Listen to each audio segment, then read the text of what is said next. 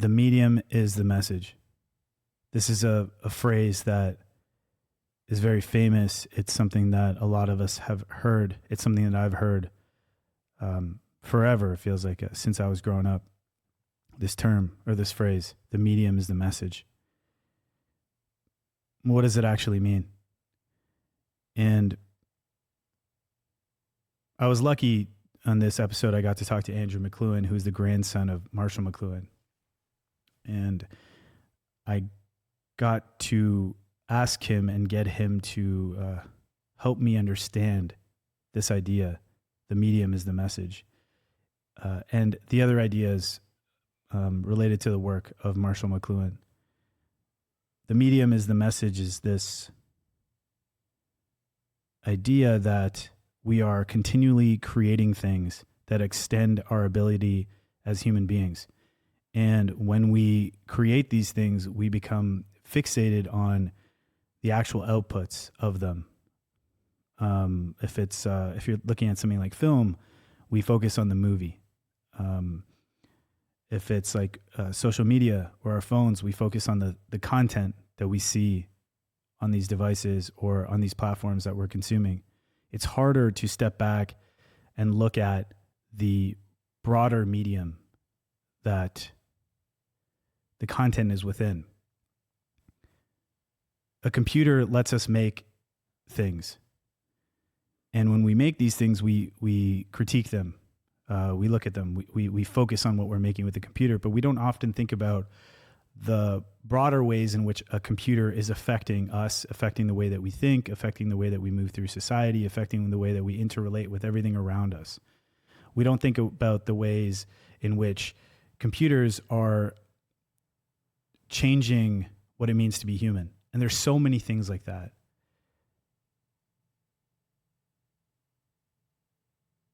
This conversation with Andrew McLuhan was a really good reminder for me to step back and think about what is it that I'm really interacting with? What is it connected to? If a phone is in my pocket, what are all of the interrelated things that need to happen for this phone to be in my pocket? What am I actually participating in? Am I okay with that? Am I not okay with it? Where is all of this going? What is it building up to?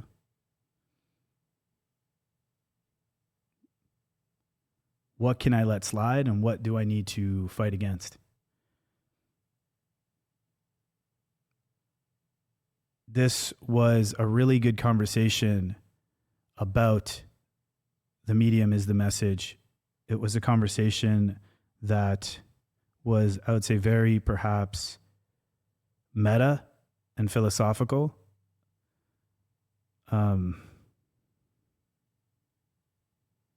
And it's a conversation that I think I'm going to be thinking about for a long time. I feel like I'm just scratching the surface of this ability to step back and analyze things from a meta perspective. I feel really, really, really lucky to have been talked to this guy about his grandfather's work, and I want to keep studying Marshall McLuhan. I want to keep studying these ideas. I want to keep studying other people who have had interesting ways of analyzing and understanding the human experience and why it matters or why it doesn't matter. I hope you enjoy this conversation. I'm curious to know what you think about it. I wonder if it will open your mind in some way, in the way that it's opened mine. Thank you for everything.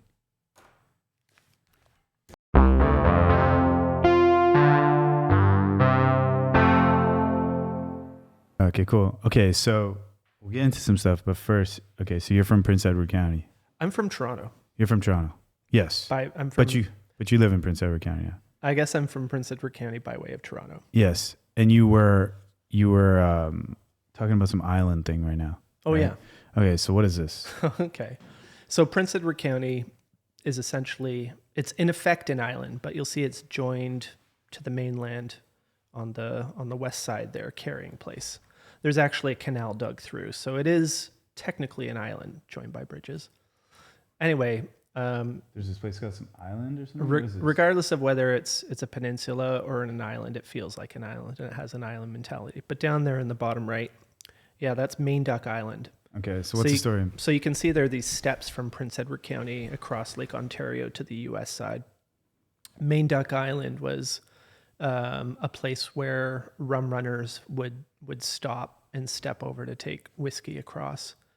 And yeah, it was owned at one point by the brother of John Foster Dulles, the guy who started the CIA. And the island was? The island, yeah. It was privately owned. It has like how long ago? It is still privately owned? I'm not sure what its status is right now. I think it might be like a preserve, a nature preserve. I know there are a lot of snakes on it, which maybe there's a lot of snakes on the island.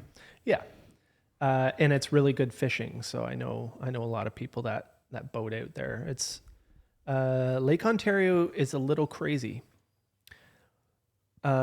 Yeah, created by Truman, but overseen by John Foster Dulles, and his brother owned Main Duck Island there. Also, interestingly, when Queen Elizabeth visited in the 80s, she had a picnic lunch on Main Duck Island for some reason. Have you ever been there? I haven't been. What do you think it's like? Mysterious and beautiful. How do you get, like, do you know people that go there? Oh yeah, it's about a 2-hour boat ride. Oh. Yeah. Are there restaurants there? Depending on your boat. No, there's nothing there. There's an old lighthouse, and there used to be buildings. Are you allowed to open a restaurant there? That's a good question. Imagine we just opened like a crazy ass shawarma spot on this place. It's like I'm here. I'm here for that. Yeah. But Main Duck shawarma. The plot thickens. Okay. Because there's something called the North Marysburg Vortex. Vortex? The Marysburg Vortex. There's a book about it called Gateway to Oblivion. This is related to Main Duck Island? Oh yeah. The Vortex is? The Vortex. Gateway to Oblivion is a crazy book. The Great Lakes Bermuda Triangle? Bermuda Triangle of the Great Lakes. Mm-hmm. Gateway to Oblivion refers to several works, most prominently a nonfiction book by Hugh Cochrane about, you're not talking about the book. Yeah. You are talking about the book. Oh, the book which is about the phenomenon. About mysterious disappearances in the Great Lakes. The Bermuda, oh yeah, I've heard of this. The Bermuda Triangle of the North, and portals in video games like Elder Scrolls, Elder Scrolls 4 Oblivion, where they connect to fiery realms. Okay, so what is this? Well, it's an anomaly which has been likened to the Bermuda Triangle and gets blamed for everything from, the book is crazy. You read it? Oh yeah. There's a rainbow in the UFOs come into it, of course. Oh, that's cool. And it's, a portal, blah, blah, blah. But there's a higher concentration of shipwrecks in that area due to... Like factually? Factually. Yeah. 600-700 cataloged shipwrecks in the Prince Edward County, Main Ducks area. Really? Yeah, Quinney region, because of these magnetic anomalies, which all of a sudden your compass doesn't work. Oh. And stuff like that. So the book touches on... The book talks about that. About Main Duck Island. It talks about Main Duck, talks about, aliens and blah, blah, blah. But it also gets blamed for everything from shipwrecks to, the Bermuda Triangle. Your homework going missing and stuff. The Bermuda Triangle. The Marysburg Vortex. The Marysburg. So what is the Marysburg Vortex? Well, Marysburg is one of the areas of Prince Edward County. Oh, really? So it's it's the Marysburg Vortex that gets blamed for all this stuff? Yeah. But it's Marysburg Vortex see, is... You see the triangle there? That's like its roaming area. What? Yeah. It's not located in one pinpoint spot. It kind of roams around. That's the Marysburg Vortex. And this gets blamed for like a lot of things? A lot of things. Yeah. Like globally? Oh, I don't know. In our area. But like people think there's like aliens there? Well, I think the principle is that it's something that can be picked up on instruments. Okay, so the Marysburg Vortex is a legendary, roughly triangular area in eastern Lake Ontario connecting Prince Edward County, Kingston, and Oswego, New York, infamous for numerous unexplained shipwrecks, over 270 disappearances and strange phenomena, Yes. earning it the nickname of Lake Ontario's Bermuda Triangle. So have you ever seen an alien or like a UFO out there? Not myself. Wow. Ever hopeful. So what do you think? You think it's real? I hold the possibility lightly. I trust people's experience. Damn. It's just one of the things that makes the area interesting. Yeah. Yeah. Wow. I'm scared to go, man. Well, I mean, so this came up because of Main Duck Island, which you can see is pretty much right in the heart. Yeah, no, I know. I see it right there. Yeah. So if I wonder what would happen if we started a shawarma spot there, like in relation to the vortex. Like, you know what I mean? Like, can you imagine there would be like some crazy side effects that rippled through Earth? It's just this weird thing that we decided to do. This like unexpected, like space-time continuum problem. Yeah, like there is this vortex, and it's like actually real, and it's like, you know, affecting a lot of things that are happening in the area. And then like there's something about, you know, just like the spinning, whatever, the spit that the chicken's on. It's just, you know what I mean? It just ladders up to this crazy effect that just ripples through the entire vortex, fundamentally shifting the economics of Canada. And like, you know, can you imagine that's what it was, you know? It's crazy. You might have found the key to it. Yeah. So if you're going out to Main Duck Island, because it's great fishing down there, you step off from Long Point, which is that area. Yeah, exactly. And that's like a 2-hour boat ride, or more or less, depending on your boat. The old rum runners had fast boats that would do it in, well, less time. But you got to be careful because weather can change really quickly, and you don't want to get caught out in a small boat in the middle of Lake Ontario. Like, that doesn't look far, but it's far. Crazy. Uh-huh. That's like deep in the county. Tourists don't go down there. Yeah. It's beautiful though. For sure.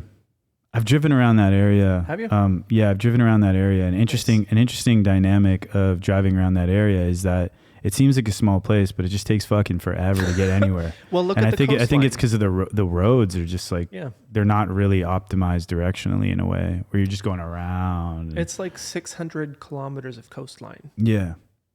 Super interesting. All those bays, and there's something you got to go out there and check it out. Refer to as a horn trip, which is where you basically just drink and drive all day. Yeah, 3 hours. A 3-hour tour. Yeah. So the interesting thing about this is that's 3 hour and 40-minute drive, but I think a large portion of that is just getting from the entrance to this area to the actual point there. I bet you that's like an hour and a half or something. Oh, exactly. Oh, yeah. Right? Which is very like counterintuitive. Yeah. Right? Because it's like the actual span of, like, when you look at it on a map, you're like, it's just there, but it's just like, yeah. See, it's an hour to get there. All the way down to Long Point. Yeah. Yeah. And it has something to do with the way the roads work there. Yeah. We get a lot of people, the tourists come down for this area here. Yeah. And for that area there. The Sandbanks Provincial Park sees 1 million visitors a year. Really? About 40% or so. It's almost evenly split between Quebec and Toronto. A lot of day trippers come up from Toronto for that beach. So outside of like, what's called what is it? There's North and South Marysburg. Yeah. There's Ameliasburg and there's Sophiasburg. So outside of the Marysburg Vortex, yes, you have lived a pretty interesting life. Oh, yeah. Thank you. I think. Yeah, it seems like it. So far, it seems like your family has kind of lived an interesting life. Yes, seems like it. I think you're gonna have to like teach me a lot of things in this conversation. But it seems like you had a grandfather. Yes, two even. Yeah, and it seems like one of them was named Marshall McLuhan. Seems like. Yes, and his name was actually Herbert. Just Herbert. Herbert Marshall. Herbert Marshall McLuhan. Which gives him the perfect initials for a thinker. Why? Well, HMM. What does that mean? Makes you wonder. Why? Oh, Oh my God. You need to get back on the coffee, man. Somebody get this guy a cup of hot water. I think you, my theory so far is that you see and experience words very viscerally is my current theory, right? Okay. Cause like the way it seems perhaps even like very visually, but let's see. I'll go with visceral over visual. Yeah.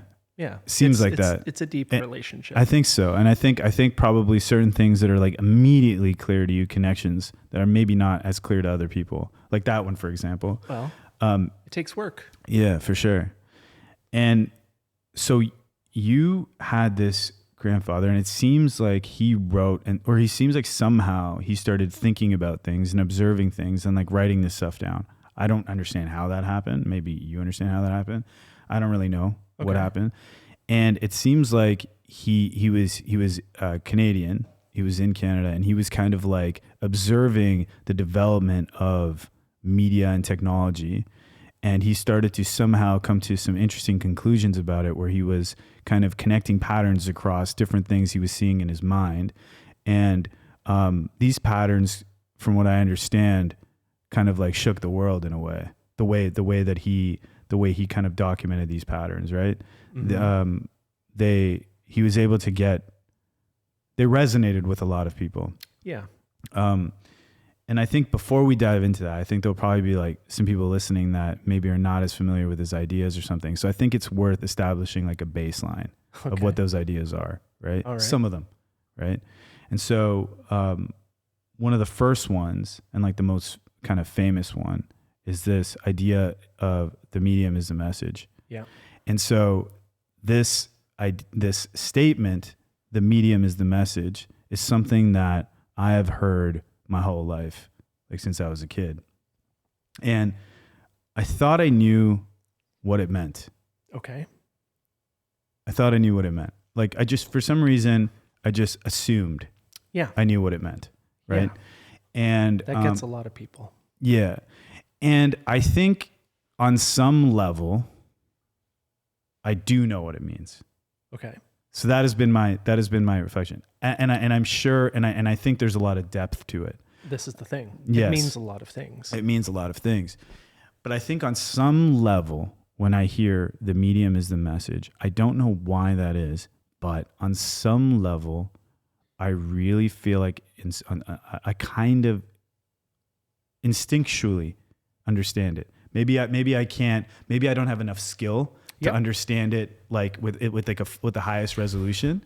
Mm-hmm. Like for example, right now I am making sounds with my mouth, and each sound that I'm making references some kind of concept or something like that, and that's going like irrelevant of these mics, which are fundamentally changing the experience and beaming it out to like whoever the fuck is listening to this. But right now I'm making sounds with my mouth that are going into your ear, and each one of these sounds references a concept, a symbol, a thought, and that's going into your ears, and you're processing and coming to some kind of conclusion. This blows my mind. Yes. Like honestly, it has me in a state of perpetual wonder. Yes. Just the fact that you can have something inside your head. Yes. And turn it into something which you then push out through your mouth, and it travels across space and time to me, or vice versa. And the process happens in reverse, and the two things line up. Yes. More or less. Yes. That's crazy. It is crazy. And that's technology. Yes. And I think like, so when I say that I understood the medium is a message instinctually or something, what I mean by that is I have been blown away by this thing. Yeah. Like before I even knew, before I even read Understanding Media or anything like that. Right. It's this idea. It's just so unbelievable that this is happening. Mm-hmm. And it makes me wonder, like, how did this happen? How is it possible that I can do this? Yeah. That we can just have this conversation? And what are the implications of me being able to do that? Yep. Right. And so like, I think like, I don't know. I think like early on as like early like hominids or whatever, it's like, I think what was happening was like, I think it started with like hand gestures perhaps. And then the hand gestures got associated with like sounds. And then I guess after that, they realize like, okay, if you can just make sounds, you don't need to like use your hands. It frees it up. And then as you move more and more into a world where more people can like make sounds with their mouth, that means things, it starts affecting and having a ripple effect through the entire world. Because like if people can make sounds with their mouth and then that, and then that goes into someone else's mind and they conjure up images and they form a worldview based on what they hear, then what happens is, okay, well that changes things. If someone's really good at making sounds with their mouth in a particular way that people resonate with, well then there's like a whole bunch of like ripple effects that happen through that. And then the other weird thing about it is that not only is it that like I can make sounds with my mouth that are going into your ears and then you're conjuring up images and you're saying things to me, and like, and the other weird thing, and there's different skill levels of that, but the other weird thing about it is that every single thing afterward, it's hard to notice it. That's the other weird thing about it, where it's like it takes like a certain level of like energy and skill to even recognize that, oh shit, my entire experience is being entirely affected by this thing that everyone's doing, that it's hard for me to even internalize that it's a thing. Sorry, I hope that makes sense. It makes a lot of sense. I mean, and I think a lot about this, and I've been thinking about this lately, especially this idea of going back and where did it begin? Right. And it had to have begun somewhere, right? Like speech, you mean? Did it? Well, yeah, speech, technology. For sure. When did we decide that this was not enough? Your hands. Or what we were born with. What we were born with, what we come into the world with. Yes. And I think humans are marked by a curiosity and dissatisfaction. Like, what do you mean? Well, we're not content. Right.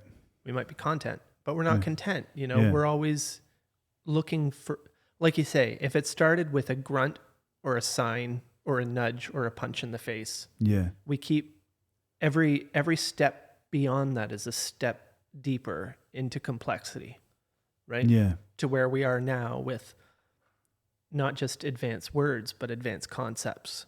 Yeah. And to wrangle those two things. Totally. And to share them. Yes. Right? No other animal, no other thing on the earth that we know of does this. Yeah. That's the weird thing about this, like the medium is the message thing, where it's like you fundamentally, what the medium is the message, you can tell me if I'm wrong. Fundamentally, like what it's saying is that the medium, which is essentially another word for technology, right? Maybe? Yes? Well, this is a really good place to start. Okay. Let me say this thing as a base, and then you can correct it, and then we'll jump off that base. Cool. So the medium, which is some form of technology, or let's say something. Okay.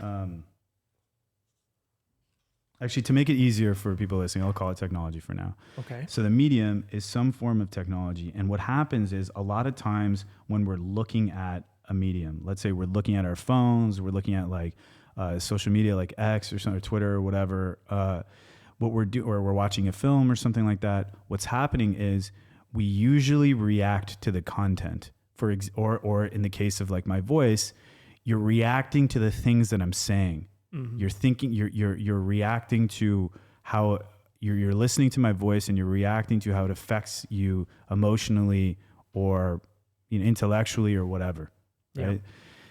But what we often don't think about is not the content, not what I'm saying, or not what you're watching on your phone specifically, like the reaction you have to a particular piece of like content. Mm-hmm. What we often don't think about is how the broader technology itself, the broader ability itself, is affecting us. What does it mean that I even can make sounds with my mouth that you can understand and build onto and have your own opinions about?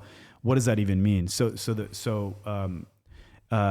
that's essentially my understanding of like the medium is a message. Okay. The medium is a new ability, a new human ability, that for humans to produce output. We usually over-index or think too much about the implications of that output specifically, and not on the actual new ability that it's unlocked specifically. Sorry, yeah. Yeah. Not and bad. there are good reasons for this. Yeah. We have limited capacities, really. You mean as a baseline human? Yeah, as a human, we have all, especially when it comes to attention and perception and awareness. The world, everything around us is so complex that we can't pay attention to it all every second, or we wouldn't be able to function, so we take things for granted. This is how reading happens. A lot of reading is making assumptions as you're going along, otherwise it would take you a very long time to read anything. Like, what do you mean by that? Let's say, clamp it out. So you're reading something. Yeah. It's like sometimes you'll see people post a text that's a lot of the letters in each word are scrambled, but you can read it easily. Yes. That's because we can make these assumptions. Yes. Right. But even in our bodies, like your body is doing so many things right now that are quite underneath your conscious control. 100%. But are vital to your well-being. Totally. Like even just breathing. Yes. And your heart beating. Yes. But your hair's growing or falling out, as the case may be. All these things are happening at this one time that are vital to your good health and success. And they're happening in the background, right? And this relates to the medium is message, because the content is your area of attention. It's like our conversation. I've spent the last 10 years looking into this phrase, the medium is a message. It's 5 words, and there's worlds within it. It really hinges on those 2 words, medium and message. They do a lot of the heavy lifting. It's a paradox. But when you start to wonder about what the words mean, that's when you start to wonder what the phrase means. And it works on a few levels. So a medium on one level is an instrument. It's a technology, right? We have media like books and pens and computers and whatever else. Artists have mixed media and various things, right? Instruments. And message, well, the message is the thing which is communicated, or the thing you want to get across, right? It's the important thing, is the message, right? And for a long time, our models of communication basically looked at getting a message from one place to another, right? From a signal and a source along the way to a receiver with minimal noise in between. That's the ideal. But it turns out that medium also means an environment or a situation, like a growth medium, right? And the medium is the message, is asking you to pay attention to what you're not paying attention to, paradoxically, to pay attention to the environment, because it's the environment that shapes us. In particular, it's the things we're not paying attention to that tend to have the most impact just because they're ignored, right? They have kind of a free pass. So the medium in this sense is the situation that is in place because of a technology and which gives rise to other technologies. Yeah. Right. My grandfather, it's interesting actually, because understanding media is kind of it came in 1964. Yeah. And that mid-60s is kind of a departure point, because shortly after that, he started using the word environment a lot more synonymously with medium, right? He would talk about an environment of services and disservices. And just as far as medium and message goes, look, my grandfather was an English professor. He loved content, okay? That was his joy, his poetry. And he taught it for his entire career, basically, at the University of Toronto, here in Toronto. And there's side quest, but there's good reason for that. Especially in the late 60s, mid-late 60s, when he was world famous, a household name, he could have gone almost anywhere, but he didn't. And why not? That's a question worth exploring. Mm-hmm. But that's a side quest. Actually, maybe it's not. It comes down to medium and environment as well. Anyway. Well, why didn't he? Well, he didn't because he had work to do. Like, what do you mean? Well, he was left alone here in Toronto. Another way of saying that is ignored. They're much the same thing. But if he were, I'm not saying Yale was giving him offers. If he were to go to Yale or Harvard or something, he would have been a big deal, and he would have been bothered by people constantly. They would have given him a big office in a building and et cetera, et cetera. It's also one of the reasons why I like staying in Prince Edward County, because you have to really want to come visit me, So I'm mostly left alone to try and get things done. And the kind of thinking involved in these subjects it needs dedication and focus and study. And if you're constantly on the move and doing this and that and the other thing, it's difficult to sustain that, for me anyway. But medium in the message, I think it's really helpful to think about it in terms of more primitive times when we didn't have complex language versus modern times when we do. Mm-hmm. Completely different worlds, completely different people. And that's a result not because of what we're talking about in this conversation, but because of what's possible because of this conversation and conversations like that. And that's why the medium, the instrument and the environment around it are the shaping force more than the individual uses and aspects of it. Yeah, right? I think I have this kind of like belief or something that maybe other people do, but it's like this idea that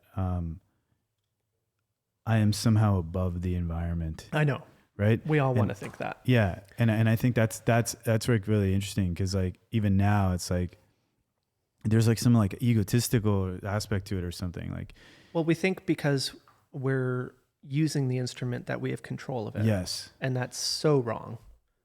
Look back to any point you want and you find out how wrong that is. Nobody is driving the bus. Like, why is that wrong? Might be a dumb question, but why is that wrong? Yeah. Like why, like how, like, is there something you can like share that kind of really helps indicate that we are not in control of this stuff, I think it's one of those things where it's like, once you see it, it's hard to unsee it. Yeah. Like going back to like making sounds with my mouth right now, I'm using an existing framework, which is English, which is like something that I didn't create, and I'm just using it. I'm trying to get better with it, but I'm not really aware of the inherent limitations or inherent strengths and weaknesses of this language. I think I was talking to somebody who like can speak both French and English, and they were like, French. I think he said like French is really useful when you want to like describe something very completely or something, right? And he said, but English is really useful when you want to describe something without being verbose. Like it's easier to just like communicate something faster in English than in French. I don't know. That's interesting. Yeah, and I might be butchering it a bit, what he was saying, but to me, it made me aware that there could, in every language, it's not just that they're making different sounds that mean essentially the same thing, but it could mean that in every language, there could be like inherent things that you can more effectively communicate in one language versus like another, right? Yeah, and they're different modes of experience. They're a different way of experiencing the world and expressing, right? My grandfather had this idea of breakdown as breakthrough that he used. And it's a really good way to get to what a medium is all about. So what does that mean? Well, if you want to find out the role of the internet in the world, Yeah, shut off the internet for a week. And what happens? I do this exercise with school kids, well, with people of all ages, but it's most fun with kids, even though I haven't done it in a while. My grandfather also used these terms figure and ground. Okay. And the terms were borrowed from Gestalt psychology about 100 years ago. And they were developed to talk about the structure of visible phenomena, right? You have a figure, you have a ground. My grandfather appropriated these terms to talk about, well, I guess, medium and message, right? To talk about content and medium or environment, where the figure is the area of attention and the ground is the area of inattention, which is not just everything else in this frame of view, but includes everything which is part of the situation, including the microphone, including the computers and the guy looking up stuff on the internet, including the audience. Everything is part of the environment, the active environment of influence right now. Okay. So this is, these terms, figure and ground, are useful in trying to get a handle on the total situation or medium or environment that is actively shaping us, right? So I explain this to the kids, what these terms mean. You have a figure, let's say smartphone. I like to use the smartphone because the kids know it. Most of them have one. I say the smartphone is the figure, and the ground is everything that you need in order for the smartphone to function, for example. And we get a big whiteboard like you have there, and I write smartphone in the middle. And then I say, now to the kids, what do you need in order for this to operate? And they'll say, electricity. So I write electricity on the board.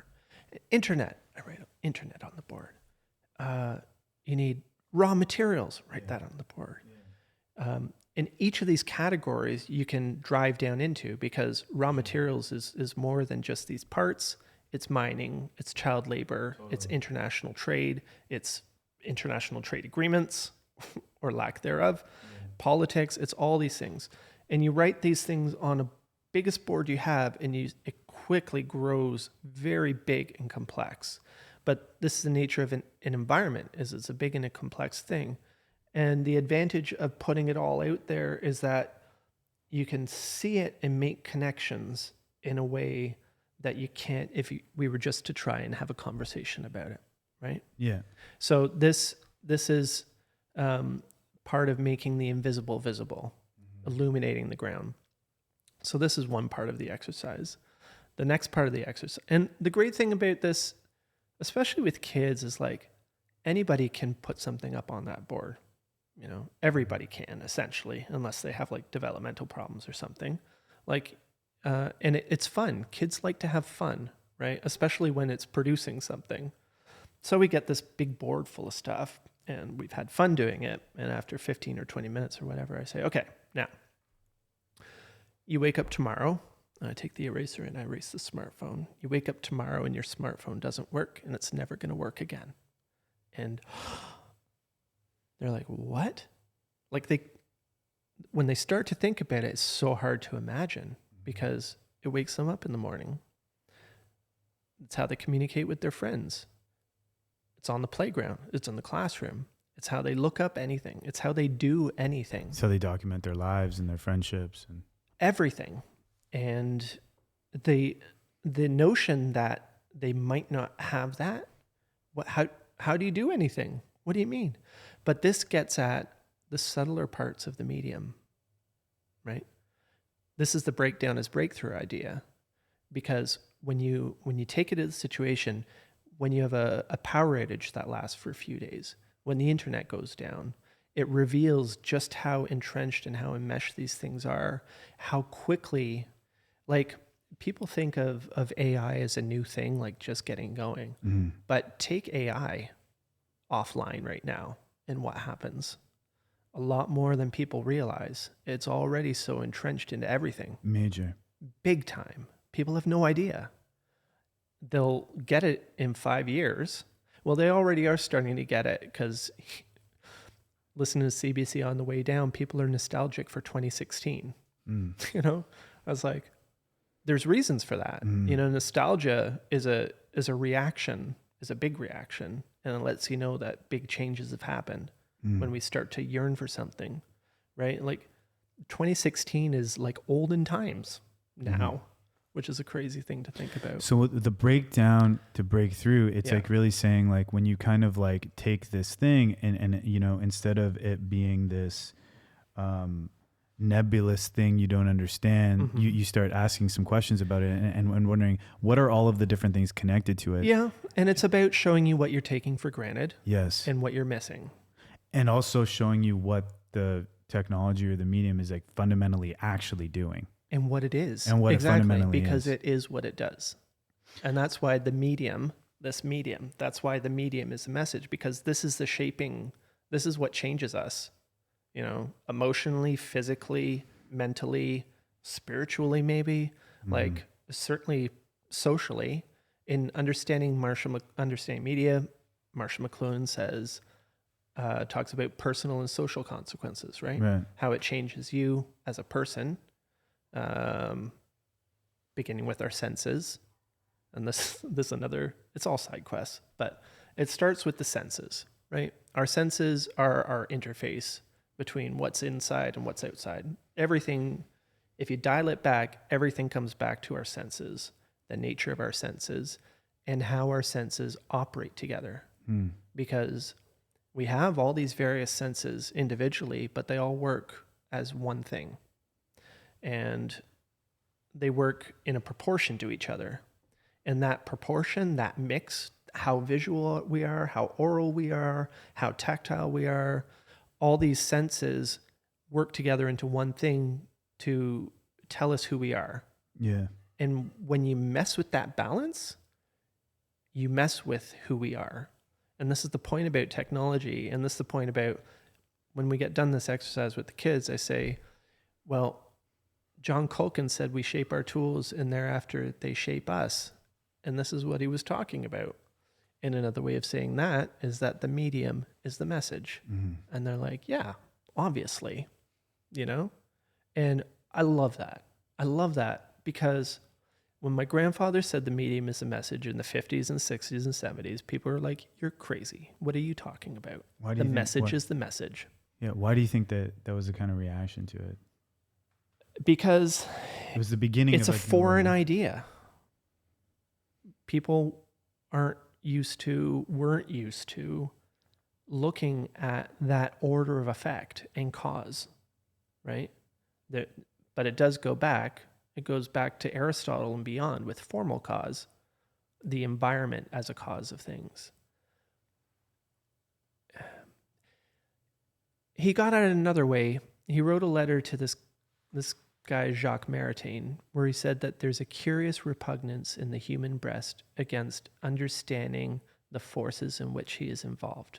And he said, because such understanding involves far too much responsibility. We don't like feeling not in control. Content we can control. The medium, much more difficult, but not uncontrollable. I really don't think it is. Another thing, I quote my grandfather all day, but he said, there is absolutely no inevitability as long as there's a willingness to contemplate the situation. And I have to agree with him. I think there isn't a problem we've gotten ourselves into that we can't get ourselves out of. Human ingenuity is crazy. We've never thought about trying. We're always busy putting out fires. We never think about not starting one, you know?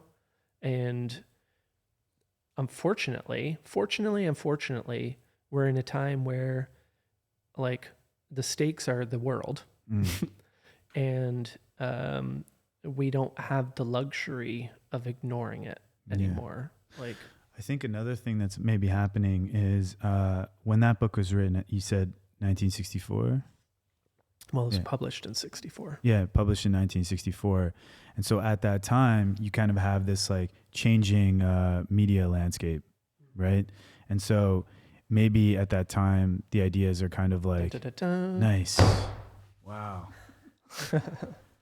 Understanding media, the extensions of man. Yeah. Wow. That's the Bible right there.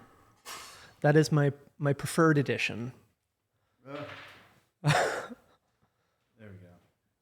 Oh yeah, right here. I remember. Went way too advanced. There we go. Focus.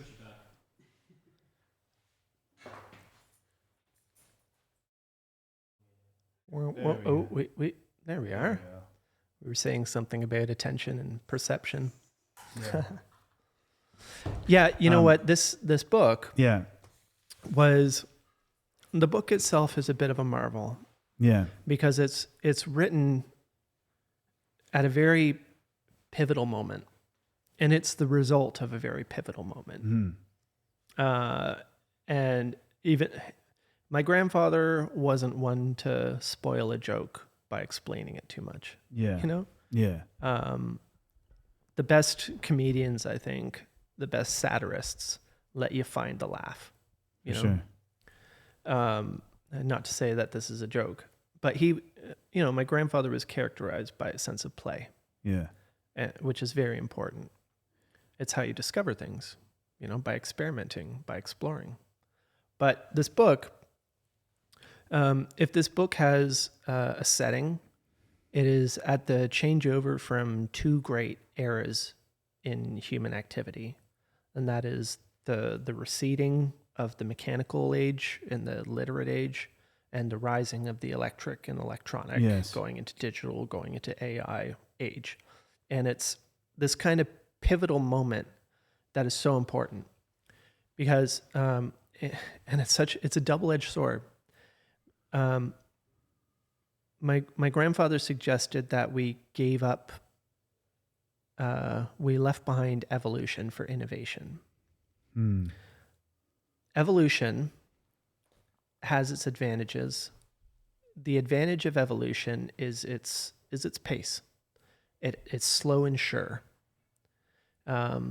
When change happens really slowly, you don't notice it, but you have time to adjust. You know, you can adjust to conditions. When change happens really quickly, you don't have time to adjust. You have to adapt. And it can be painful, but it's just that pain that makes it noticeable. Yes. Right? That brings it up into our level of awareness. And it's when things get up into our level of awareness that we can do something about them. Because you can't do something about something that you're not aware of, right? It's very difficult to. You get into the Rumsfeld unknown thing. But and Marshall liked to bring up Bertrand Russell, who he credited with saying that if we only raise the temperature of the bathwater by a degree every hour, we wouldn't know when to scream. Yeah. Okay? And this is that principle. If you get into a lukewarm bath and you slowly turn up the temperature, you can get it pretty hot and be fairly comfortable. But if you take that temperature and try to get into it from a lukewarm room, you'll pull your foot out and burn yourself. But it's the same temperature, right? Yeah. So the advantage to slow pace is that you can adjust and it's relatively easy. The disadvantage is that you don't notice it, right? So you don't have as much control. Yes. Any control. I see. I think another thing that's happening is, so I was saying when the book was written and it was published in 1964. Yeah. I think at that time, the ideas were, like you mentioned, like we were in a kind of like a changing world where our relationship with media, this always on media, was just beginning. Yeah. Right. And so he had the capacity to kind of look at this and then extrapolate out. But I think what's happening now is that the change in the way, at least from my perspective, maybe, you know, for somebody else, it's different. Yeah. Because when I grew up, I like saw the internet happen. You know, right. I saw the internet become a thing, you know, I saw, Same. yeah. And so for me, I'm seeing like, oh shit, like we went from a time where like, you know, it was like nobody had a personal computer, and then people had a personal computer and it was like one personal computer per family. And the crazy thing that happened in my house when I grew up was, like if I went to my friend's house, it was like they had one personal computer in a room and their entire family would share it. The thing that was different about my house was my dad built like this L-shaped desk. Oh yeah. And on this desk was a computer. I had my computer. My sister had a computer. And my dad had his computer. And I would do stuff like when he went to work, I would, when he was at work and I got home from school and he wasn't there, I would sneak into his office. I would open up his computer. You mean his word processor? Yeah. Well, he had a computer. It was like a Compaq Presario something. And it was, I was pretty young when DOS was out. But I used it, Microsoft DOS. And then I was on Windows. So I would do this thing where when he was at work, I would sneak into his office. I would open his computer up and I would steal his RAM. So I would steal his RAM. I'd put it into my computer, and then I would do whatever I wanted to do on my computer. And before he got home, I would put the RAM back. Really? Yeah. That's amazing. And then so that's how I grew up, right? And then so over time, I got to see like, oh, that's like what I was. That's how it was. And you know, my friends would come over and they'd be like, oh shit, like you have like a lot of computers here. That's cool. And then I would tell my friends to like bring their computers and like we'd set them up. And yeah, so I grew up going to a friend's house and saying, oh shit, they only have one computer. That's interesting. If I'm at my house and I touch my sister's computer, she's pissed. She doesn't want me to touch her computer. You have your computer. That's your environment. Do not touch mine. It's personal computer. Yeah. And so when I saw like phones, you know, and everyone's carrying them around, it's cool, right? It's like you have this thing, you can take photos with it, you can do things with it. It's awesome. But I think what's happening is the technology and our human connection with it, the way that it keeps getting seemingly more and more entwined with the human experience, deeper and deeper into it. You know, when I had a computer at home, it was at home.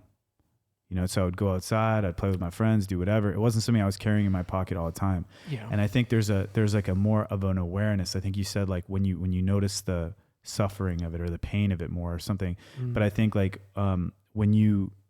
we're moving into a world where I think more people are aware of the ways in which this is shaping us. And in ways that maybe were not obvious when this book was first published. Yeah. Now it's becoming like, kind of like, where is this going? And when you were telling this story of, you know, like this kind of exercise you go through where you explain all of the things that are required for a certain thing to exist, like a phone to exist. Mm-hmm. And then you say, okay, so imagine you wake up tomorrow and the phone's gone. I had this like reaction to it, you know, where I was like kind of sad. Yeah. And I was like, I was thinking in my head as you were talking, I was like, what am I sad about? And I think what this is, it's some kind of like companion. It feels, it's more than that. Yeah. It's a part of us. Yeah. Hence the subtitle. Right. Extensions of man. Yeah. They're extensions. They're parts of us. Yeah. Right? What is a technology but a part of us put outside of ourselves, juiced up a little bit, you know? But any technology is an amplification of something we already do. It's just a way of doing it faster, stronger, more efficiently, whatever. So of course we are attached to these things. They're literally part of us. And, you know, language is no different, right? People don't. One of the radical things my grandfather proposed was that, you know, clothing, language, computers, telephones, radios, these are all media. They're all alike in that they're all extensions of some part of ourselves. Up to his time, media were communications media. Media studies was communications. There was no media studies, you know?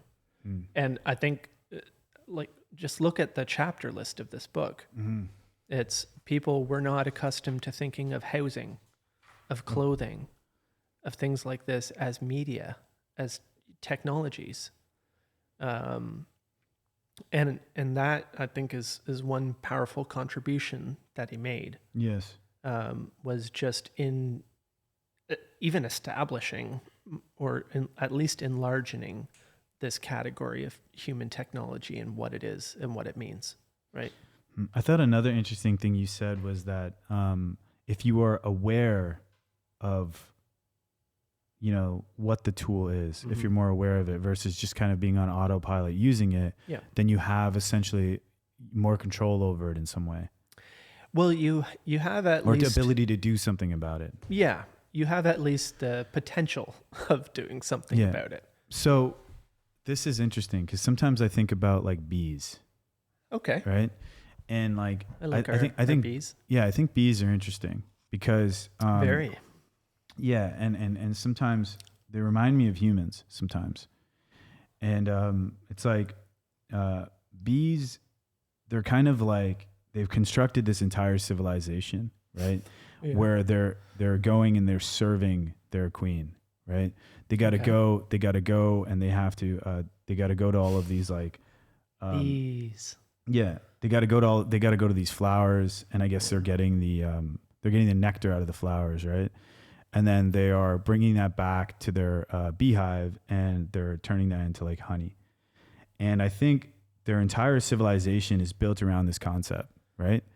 And what's happening is when they come back, when the bees come back to the hive, you know, they're greeted like rock stars. You know, I think like on a chemical level, they're just like they are gods, you know, like they come back, you know, they got this like nectar or whatever. They come and they're greeted like they're like gods.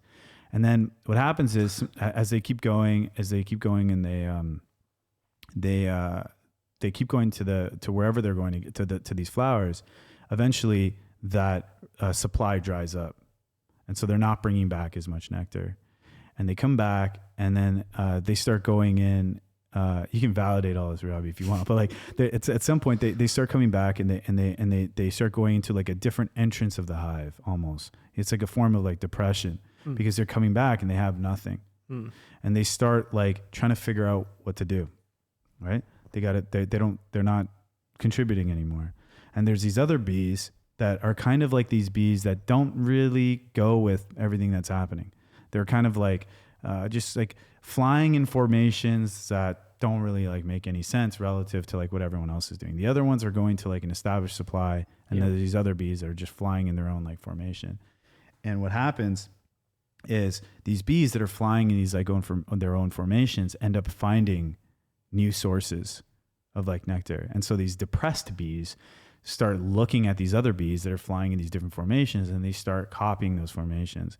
And then when they start copying those formations, they end up finding like new supply, and then they go back and they're like rock stars again, right? But what's also interesting about that is as they are pursuing this thing, getting this nectar, trying to like do whatever their civilization is constructed to do, they're inadvertently spreading like pollen to all these other flowers, right? Like they're inadvertently doing that. They're not even aware that they're doing that. That is like this meta design function that they have that they're not even aware of, right? And sometimes I think about that with like humans and like technology. I think about like what are the inadvertent consequences of what they're doing, what we're doing. Like it's interesting, like you know, when you say like, oh, let's shut off the phones or let's shut off the electricity. I think as a creative exercise, it's interesting to think about that because it opens your mind up and reveals like, hey, what could this be? But no one's actually going to do that, right? Well, and you don't have to. But you can't. No. I know. I'm not saying you have to. What I mean by that is, I think like I think humans can't stop. It's like this pursuit of like, it's like we can't stop. And sometimes I wonder if there's like this inadvertent side effect that is like the main effect is that we got to innovate. We got to come up with new technology. We got to, you know what I mean? We got to keep extending our abilities. But I think the side effect is something else that is, we don't really understand what's totally happening. You know, the side effects are always what gets you. Yeah. And end up becoming the main effect. Yes. Really. But momentum is a hell of a thing, right? Yeah. And to bring it back to the vortex, Edgar Allan Poe has a story called The Descent into the Maelstrom. Yeah. And this was one of my grandfather's favorite stories. It's a short story. Yeah. Let's pull it up. Okay. Look it up. Look it up on YouTube. Look up A Descent into the Maelstrom and look up McLuhan's Wake. Because this is fun.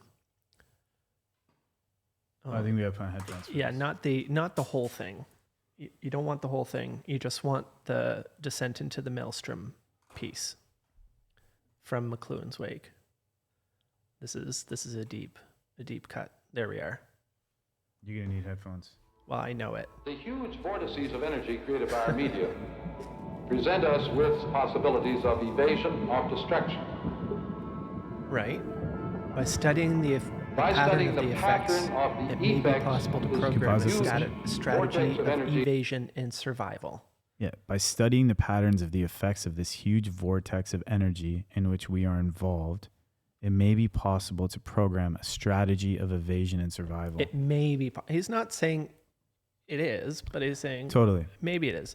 And he's building off Edgar Allan Poe. This is from a 1977 speech called Man as Media. Can we keep going? Yeah. That in which we're involved. It may be possible to program And he got this idea from Edgar Allan a Poe. strategy of evasion and And the survival. fun thing about this is you have Marshall McLuhan, and then you have a narrator. Music is really good. This is a Toronto production, Primitive Entertainment. He Kevin said, McMahon. The laws of media. They come in hope, but they only work as questions. What will you gain?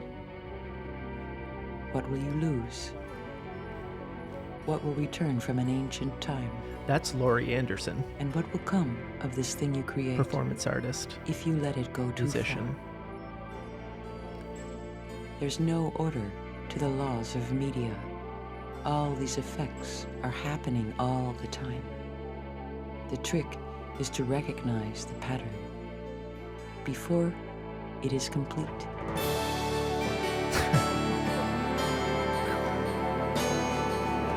But So But I was hold up, thinking, hold yeah, up, yeah, hold yeah, up. yeah, yeah. Like, let it roll, because this is the fun part.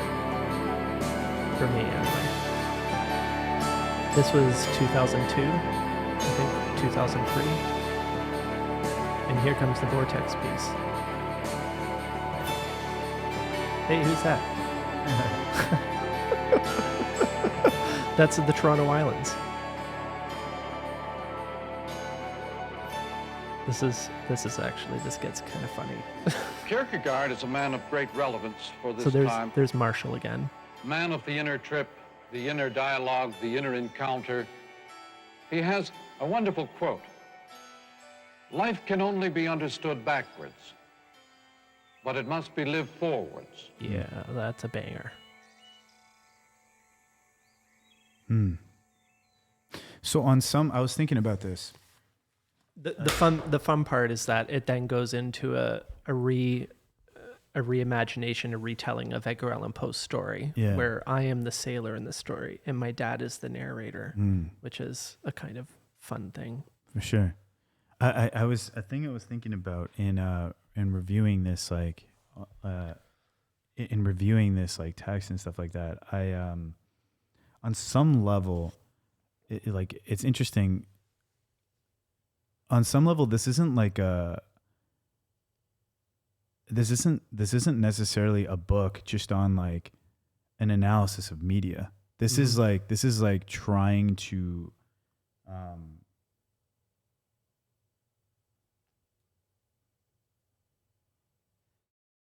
prevent a particular kind of outcome. Well, In a way, right? I love his idea of it may be possible to program some strategies of escape and evasion or survival. Right. And I took that. So Edgar Allan Poe, the story is this sailor and his brothers, they're fishermen in the North Atlantic somewhere, maybe Greenland, maybe Iceland, whatever. But anyway, where they all live, like there's this giant vortex in the ocean. And everybody knows about it, and you stay away from it, and you're good, right? But the thing is, like, the best fishing is on the other side of it, you know? But who's stupid enough to do that? But you fish over there, and you can catch enough fish in an afternoon as you would normally catch in a week.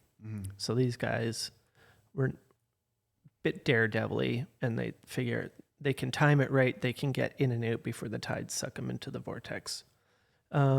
which they do, but then one day it doesn't work out and they're sucked into the vortex. And immediately, one of the brothers loses his mind and goes overboard. But our hero, the thing about the vortex is it's huge. So like they get sucked into it and they're going around and around and down and down and down.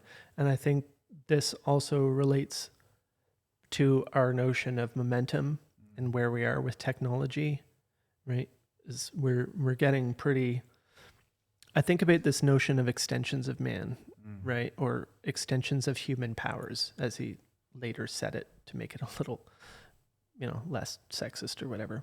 But extensions of human powers. And I think about that literally, like we're piece by piece extending all these functions of ourselves, right?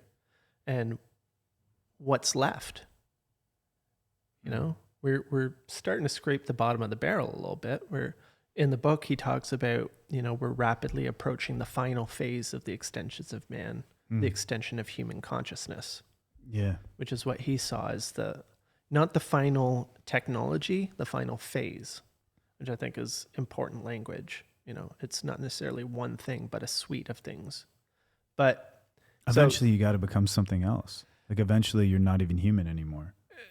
Well, we're constantly, this is the point, is we're constantly redefining what it means to be human. Yeah. We aren't human anymore. Yeah. We're human again. We're a different kind. And because who we are today bears so little resemblance, only the most superficial resemblance to who we were even 20 years ago. Yeah. Or in 2016. And this is where the nostalgia impulse comes in so strong. It's what do you think that nostalgia thing is? Is it because you're strapped into this like thing and you're losing any connection with it's like too much unknown. It's like this I don't it's just a recognition that things aren't the way they were. I see. And that there's no going back. I see. Yeah, we've moved on, like in a major way, in a no going back kind of way. And that's what you think. That's why nostalgia. It's like a way of dealing with that. Yeah, of processing maybe that. It's a bit of a coping thing, or who knows what that's all about. I think psychology has a lot of work to do when it comes to technology that it hasn't done. But anyway, the thing about the vortex and our sailor is he's going down, down, down, and he's like terrified, but it's taking so long. It's like he's in this elevator and it's like not getting there. Yeah. So eventually the terror wears off and he starts to look around and notice things, right? Because his rational kind of mind takes over the fear kind of mind that had taken over. And he starts to notice things about what's happening around him. He starts to pay attention to a situation and he notices that certain objects, instead of going down, down, down, are going up, up, up. It's like, oh, that's interesting.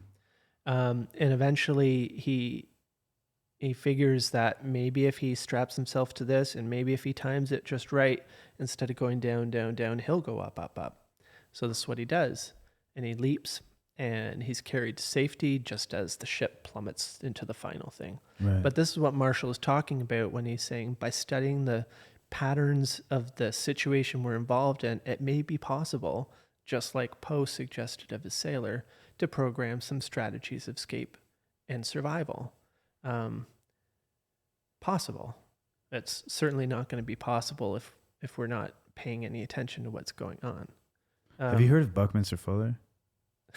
Yes. Yeah. I'm like really, I really, really like his work. Yeah. And it reminds me of that in a way, where he kind of felt like it was like he felt like that there was some overarching direction that humanity is moving towards, and it's like incomprehensible to understand where that direction is going as a single human being, because the timescales that like this like this overall change, this overall purpose of humanity exists on a time scale that is incomprehensible by any one human. It's like within the human form, it's not possible to know where we're going. And then he would say like, you have to decide, we're either going towards utopia or dystopia. Oblivion.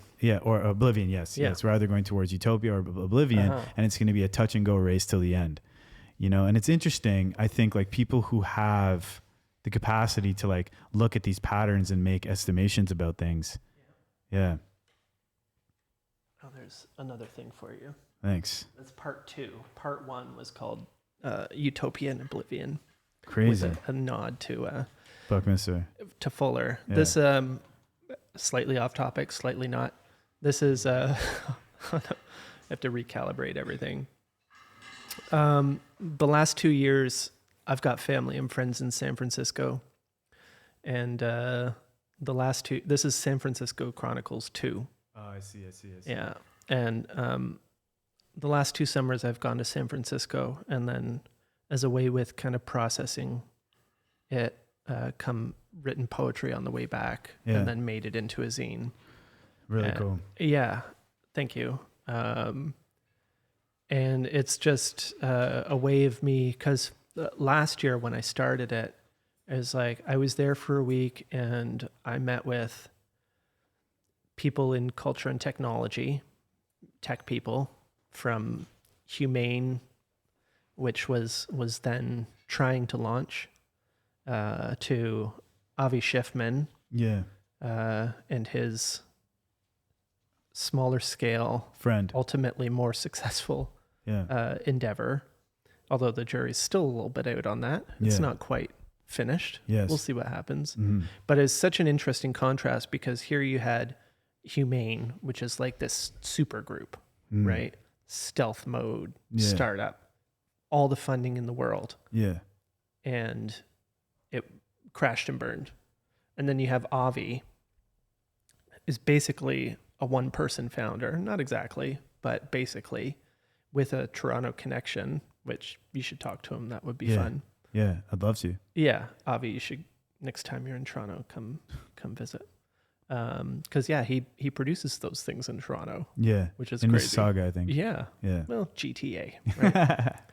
It's like, anyway, I met all these people. I did all these things, and coming back, I was trying to figure out how to make sense of it all. How, do I write essays? Do I write blog posts? But I'm a poet, so I turned to poetry. Yeah, and I wrote 9 or 10 pages of poetry.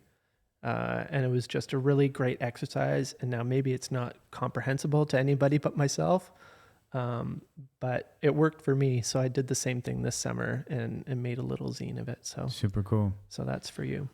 Thank you so much, man. You're welcome. Why is it like, why do you think that, like a question I wonder is like writing this book, figuring out these ideas, why is that important? Like, why was it important to like Marshall McLuhan? That's a good question. Yeah, because it's the same thing. Like what's going on there? Like, and it seemed like a lot of it was happening in that time in the 1960s. Yeah. Well, it goes back.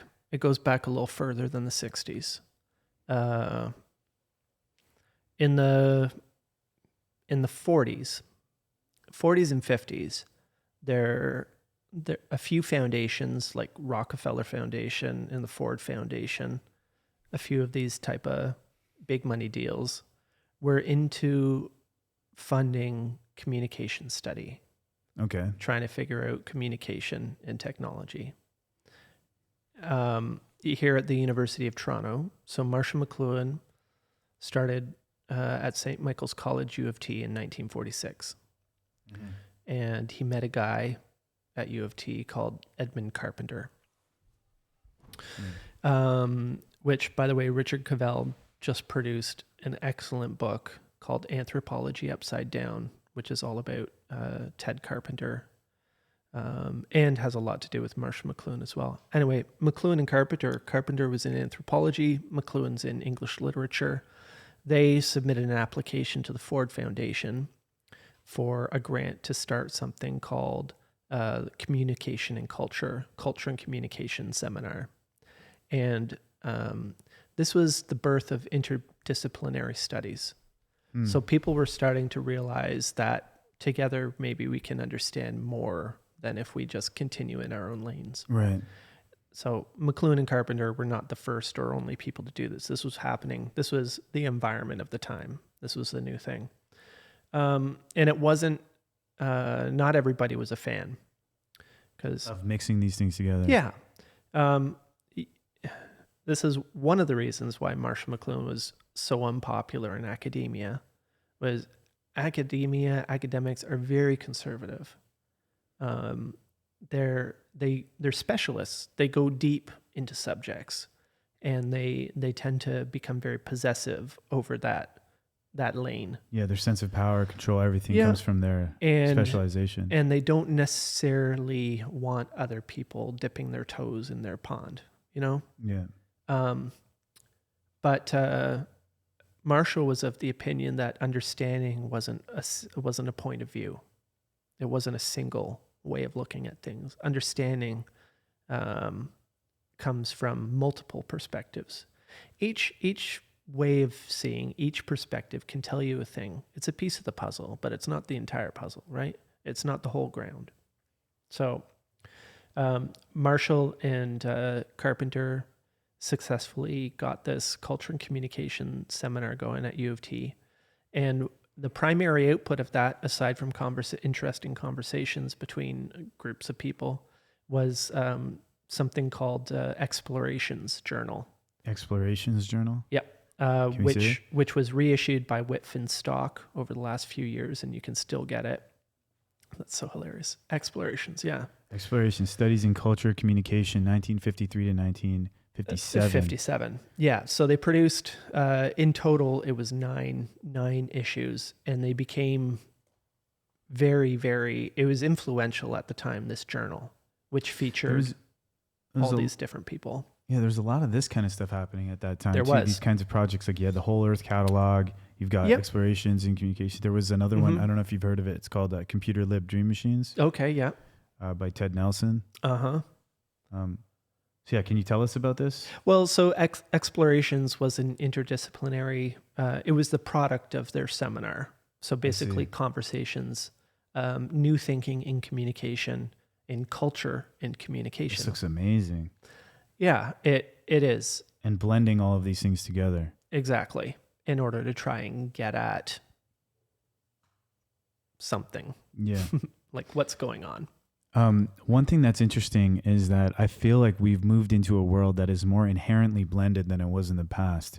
Yeah. And I think that's a side effect of the personal computer. Okay. I think the reason for that is like, what happens is you have these different disciplines. Like, let's say, for example, if you make music, you're in one kind of world. And if you're like making films and you're editing stuff, you're in like another kind of world. If you're making software, you're in another kind of world. And what's happened is like we lived in a world that would like separate those things, right? Even like before a personal computer, they were definitely very separated. But even with a personal computer, they were still separated, right? You have like musicians, and then you have like a software developer, right? But what's interesting is that within the world of the computer, the distance between these things is very small.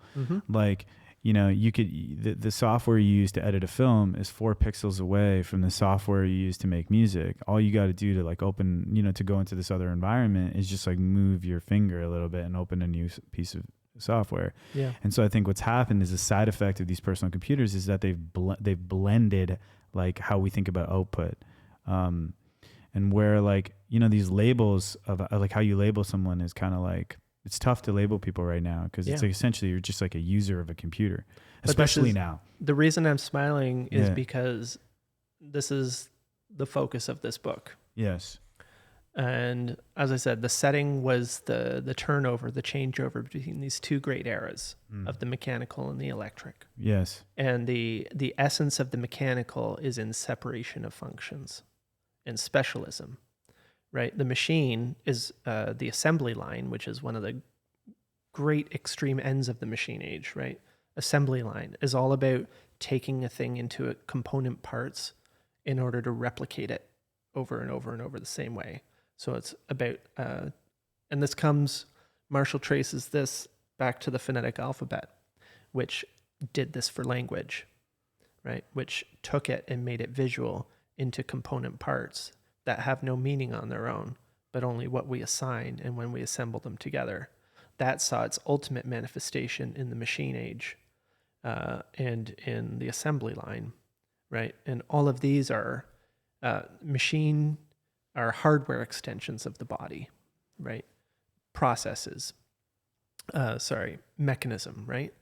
Versus the electric, which has a very different character. And instead of extending the physical body, Marshall saw this as the electric as an extension of the nervous system software, okay, which has a very different character. Instead of fragmenting and breaking things apart, it's inclusive and brings things together. Yeah. Right. So instead of instead of specialism in hard categories, exactly what you're talking about. But this wasn't because of the personal computer. You know, the personal computer is actually a little way down the line. Yeah. It started with things like the light bulb and the telegraph. Right. Right. And we're pretty deep into it at this point. Mm-hmm. But it's like there's that inflection point really in the late 19th century where it's essentially the decline of the mechanism and the rise of the electric from that point. And they're very, very different worlds, different people, different modes of experience and assumption, right? The idea of specialism and having a single job for your whole life or career or anything like that, or even family, I guess, is pretty much out the window at this point. And that's the setting of this book. Yes. I think an underrated word in this book is understanding. Yeah. Right. Yeah. There's a certain, because like, what is the definition of understanding? Well, just the idea that media can be understood. What does the word mean? The ability to but why is it called understand? Mm-hmm. Like, why is the word under there? To understand means to grasp the meaning or nature of something. To stand but among. Its origin comes from Old English, understanding, meaning literally to stand among or between, not beneath. Oh, medium. The Old English under meant among or between. So understanding something meant mentally standing in the midst of it to be comprehended. There's this thing like, you know, that whole thing where that statement, it's like, I like that. You got to roll up your sleeves. I rolled up my sleeves.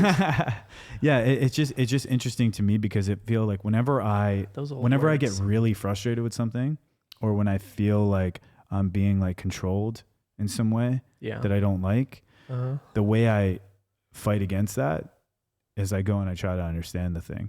Like I get to a point where like I'm like I've had enough. I don't want to listen to what these people are telling me about this thing anymore. I just don't believe it. I think I just there's something instinctually that goes off in my body, and I'm like, I can just tell what this person is saying is just bullshit, and I'm tired of it. And so the way I react is I want to understand something. It's just very interesting, this idea of understanding things, because it's like really powerful. And there's like, it feels like every person has a right to do that, you know, to understand how something works. It can be a compulsion. Yeah. It's one of those human quirks. But sometimes there's also other people that don't want to understand things. They don't want to know how it works. They don't want to know. Well, there are three kinds, right? Yeah. There's the ones who have to or want to. Yeah. The ones who don't. Yeah. And the ones who just don't care. Right. It's like, what does understanding have to do with it? They're three very different people. But to write a book like this. Yeah. Do you know like where this book? You gotta be kind of weird. Very. Oh yeah. No. Right?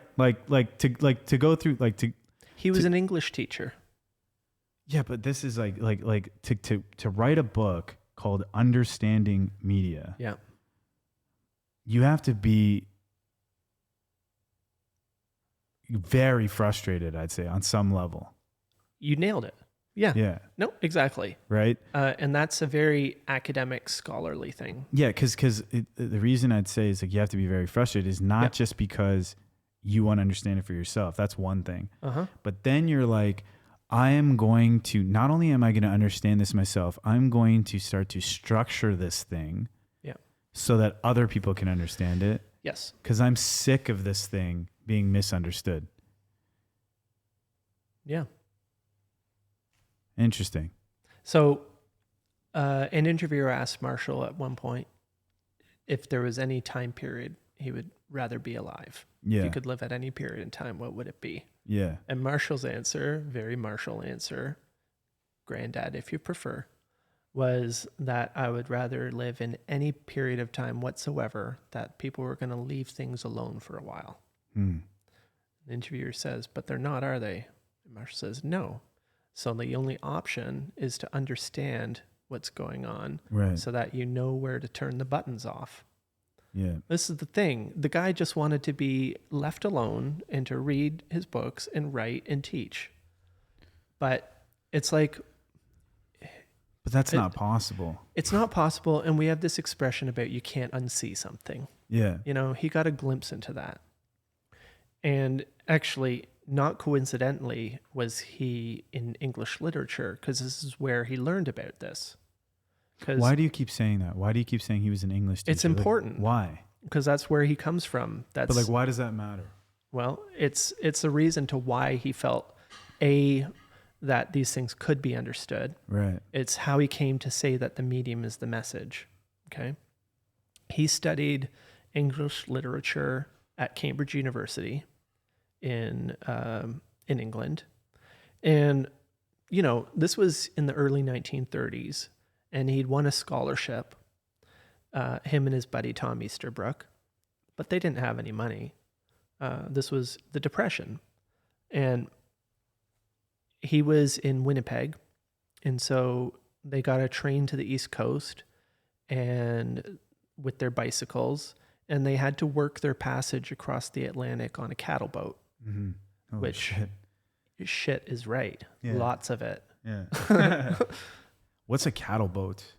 Would you say a cattle boat? What's a cattle boat? Well, it was a boat full of cows going over to England, and somebody had to shovel the crap over the side.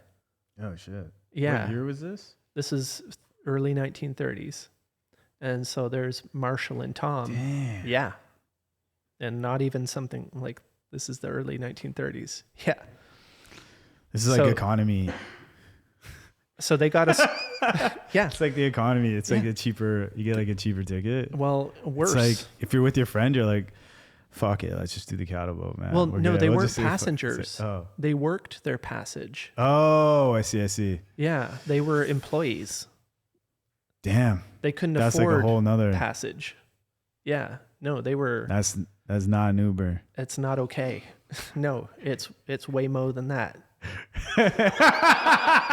I'm sorry. I'm sorry.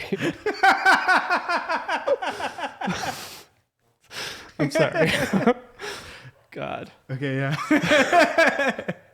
So he goes on this boat. Anyway. So he goes on this boat with all this like cattle. Yeah. So he goes to study English literature, and the thing was English literature was changing at the time. Yeah. Sorry, that's an unforgivable pun, and I apologize. We'll move it's past it. It's way more than that. Well, I'll try to say less. Yeah. So,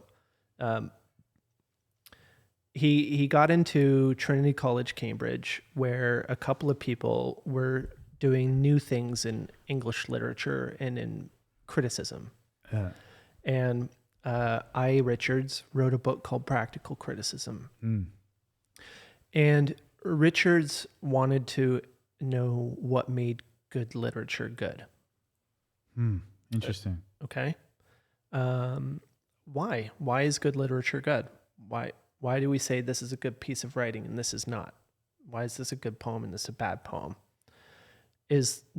Are there general principles? You know, are there ways of studying this? You can see where this is coming from. Right. So he tried an experiment, which again became Marshall's method. He gathered together fragments of literature and poetry from writers who were regarded as really good and writers who were regarded as not good. And for the ones who were, for both, he chose pieces that were less well known so that people wouldn't realize who it was. The point was to make it anonymous, right? So he gathered these selections together and handed them out to grad students who were essentially professionals at this point and critics of the day, and told them to rank them. And it became a scandal. It's hard, it's kind of quaint to think about a scandal of this nature, but it became a scandal because when the answers came back, not only were people saying that this, low-ranking author was a great author, but the answers were all over the place. It seemed they couldn't even agree on what was good or bad, much less, the greats were crap and the crap were great. And this caused a scandal at the time because it went really contrary to the idea that great literature stands on its own and is self-evident or obvious, right? So as a result of this, he developed a new style of criticism, which they called practical criticism, which on the continent here, they referred to as the new criticism. And he came up with 4 principles, criteria for which to judge the merit of a piece. And if I can remember them, they're tone and style and sense and feeling. I may have got it wrong. But anyway, the notion was that these things can be evaluated on their own terms, aside from a popular consensus, right? And essentially, it's simplistic, but Marshall took these principles from literature and approached culture and technology, right, as things to be investigated and to understand as categories.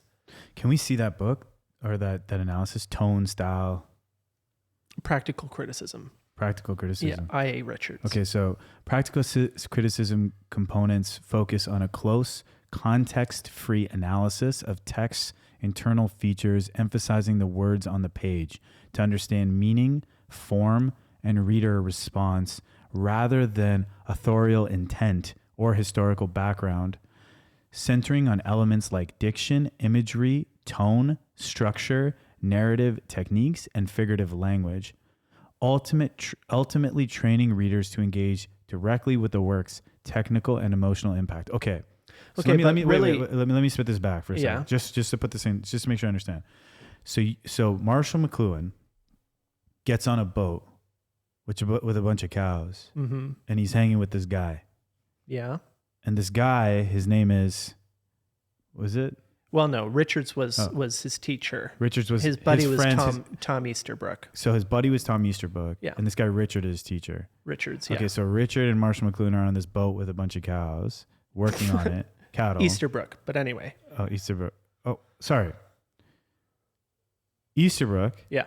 And McLuhan are on this boat. There you go. With a bunch of cattle. Yes, they're going there, and so they use that as a way to like just pay for their passage, and they're probably having conversations on this boat. Probably having a lot of conversations just in general. Yeah. Right.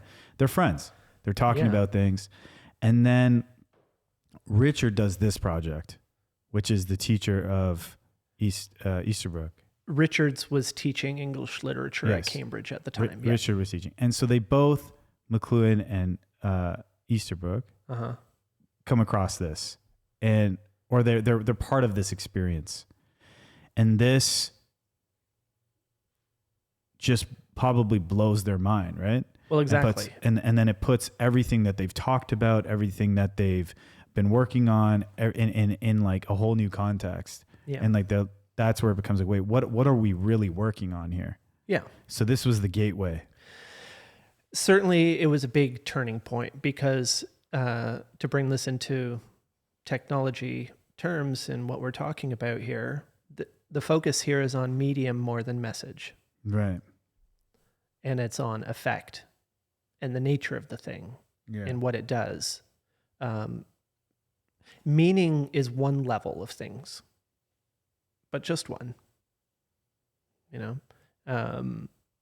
in what they call biblical exegesis, right? Study of the Bible. There are 4 levels of interpretation. There's the literal level, which is like the meaning of the actual words of the story on the face of it, the literal, right? And there's the moral level, like what's the moral of the story here, right? There's the mystical level as well. There are different levels of significance and meaning. So what does it mean is one level of things. What does it do is quite another. And McLuhan is this contradiction because he's a lover of literature. So he's very much about meaning, in the content level of things. But he realized that the content is just one level. In fact, it's the surface level. Yeah. And the way he describes it in Understanding Media, a lot of his genius is simply just taking something and tweaking it a little bit. Taking Fuller or Ralph Waldo Emerson or Aristotle or, in this case, T.S. Eliot, right? T.S. Eliot talked about the meaning of a poem. And he said that the meaning of a poem is like the juicy piece of meat carried by the burglar to distract the watchdog of the mind. McLuhan said that this is content. Content is the juicy piece of meat carried by the burglar to distract the watchdog of the mind, because it's the content that keeps you engaged while the medium does the work, right? It's the spoonful of sugar that helps the medicine go down. So paradoxically, content is very important because content actually carries the effect underneath or on the side or along with it. But the change isn't happening on the content level of things. It's happening under our awareness as it reorganizes our senses and reorganizes our society while we're busy paying attention to this other thing. Holy shit, man. This is the thing. Yeah. This is super, and when you explain this, when you say that medium, that situation is the message, is the significant factor, it's like, well, yeah, I know, but it's crazy talk too. No, the message is the message. It's like, okay. Not so much. And I think I seized on this as a place to concentrate, because once you get that, like, everything opens up from there. Yeah. But you got to get that. And again, in my grandfather's time, he had a hard time getting people around to this. Totally. In my time, we've just talked about it, and maybe the people listening are like, yeah, but that's progress. I think that's huge progress. Why do you think it's important? Like, obviously, like, Marshall McLuhan thought it was really important to like do this, because like I said, it's hard to write a book, man. Like, because he said, I refuse to just sit down and let the juggernaut roll over me. Why is this important? Why is it important to like, like is it about giving people a certain level of agency or something like that? It's like about agency, and it's about culture and what we care about, what matters to us. And if we want any of it to survive, we need to change the way we do things. This is like a sense of duty or something? Yeah. I think a lot of it is self-serving. But I mean, there's authors that have like written books that are like super successful. Yeah. But it's not like their grandson or their son is like trying to, hey, it's important that people understand this concept. Yeah. So why is that? Why for me? Yeah. Or in general, like, I mean, your dad did it as well, right? Yeah. Like there's clearly like, you can see there's like a sense of duty here. I would say like, there's other people like that. Like there's certain people, when you read their work, it's not about just analyzing a set of ideas or like explaining something, right? They're saying like, no, I've glimpsed something that's like, I'm trying, man. I'm trying to make it make sense. The interesting thing about Buckminster Fuller was like, when you read his book, like one of my favorite books is Critical Path. Okay. And like he's like combining all these different words and stuff like that, right? And you're like trying to follow along. He's like, look, I've glimpsed something. I'm seeing something. I'm trying to like make sense of this, and I think it's super, super, super important for people to understand this thing. Yeah. I felt the same signature when I was reading this. That this is like, he's like, no, you need to. This is important for people to understand. Like I understand why is that? Have you worked that out? Why was it important to him? Why is it important to you? Why is it important to your? Yeah. Why is it important to your dad? Why is it important to your grandfather? Like why is that? Well, I think it comes down to just caring about us as people, as humans, and the remarkable things that we do. Awful things that we do too. But the remarkable things that we've achieved, art, culture, all these things, they're all downstream of the changes wrought by technology. The first telegram ever sent, right? What hath God wrought? Was that the first one? Yeah. Wow. What does that Marconi. mean? What does that mean? Well, yeah. What hath God wrought? Morse. Sorry. The first official telegram using Samuel Morse's electromagnetic telegraph was sent on May 24th, 1844 from Washington. From Washington, D.C. to Baltimore, Maryland with the historic message, "What hath God wrought?" This successful demonstration, funded by Congress, marked the beginning of the telegraph era in the U.S., revolutionizing communication by sending messages over wires using Morse code. Yeah, what does that mean? The beginning of the end. Is that what it means? What hath God wrought? What does that statement mean? What it signifies anyway. It's an expression of wonder and marvel at something. Yeah. Meaning like what it's kind of also could be like what have we done? Could go either way. Yeah, what have we done kind of thing. And I think it's apt for that.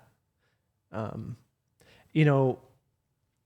think Interesting. My grandfather, a lot of people are marked by a sense of curiosity and wonder, and when you love something, you want to take care of it. And when you realize that things don't have to be a certain way, which I think he did, because if you know the tendency of things, like why let something shake out by accident when you can be more deliberate? And we've never tried. Yeah. We just kind of, we engineer, we design for a purpose, and then all these other things happen, and it's like, oh, well, side effects, right? But I don't know that they necessarily have to be that way. Yeah. If we make different design choices, right? And if we know, the tendency of things, then we can anticipate things and maybe design differently. And why wouldn't we do that? Yeah. Well, there are lots of reasons why we wouldn't, because instead we want to move fast and break things. Yeah. Because time is money, right? Taking more time to be more careful is more costly in the short run and more costly in the long run, but it's the short run that tends to carry the day. Maybe we're getting around to a place where we want to think a little more about the long run. I don't know, but my grandfather certainly believed that we might as well give it a shot, which is the impulse behind this.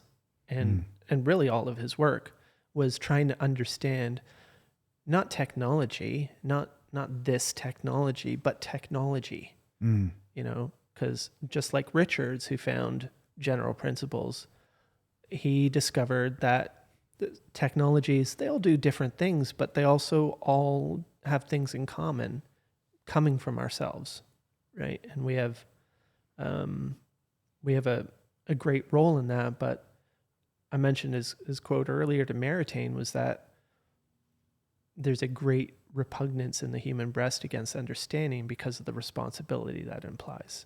You know, when you understand something, when you know that these things are bound to happen in some form or another, it implies a responsibility. I think at the very minimum, we should be concerned with the side effects of things, because I really do think that the side effects are the main effects. 100%. And I think it's like, I think at the minimum, we should like at least study the side effects and have a culture of studying the side effects. And we do. Like, right. This is the thing. I gave a speech at Waterloo to the law faculty. Yeah. Did you come across this? No. Okay. Anyway, about the idea of regulation in technology. This was in like 2019, which sounds like a long time ago now, or maybe it was even earlier than that. Anyway, and in the same way that, Marshall looked at literature to understand technology, I decided to look into regulation around food and drugs. Interesting. Yeah. What did you find? Well, the FDA and the Food and Drug Safety Act came about because people were getting sick and dying from tainted meat in the US, and they demanded change. So the Food and Drug Safety Act came in, which said that food and drugs had to satisfy these two criteria that they had. What year was this? 40s. Okay, something. 40s, yeah. They had to be safe for human consumption, so they had to like not kill you or make you worse, so no snake oil. And they had to be effective, which is that they had to do what they said they were going to do, right? So not just placebo, right? They had to actually do what they said they were going to do. And so this meant that companies now had to be pretty sure of what these things were going to do to you, right? And you can imagine the outcry from the pharmaceutical industry. Well, we have our customers' best interests at heart. Why would we want to kill our customers? You're going to delay our product to market. It's going to cost us millions and millions of dollars. And these are the same arguments that technology companies would put up, right?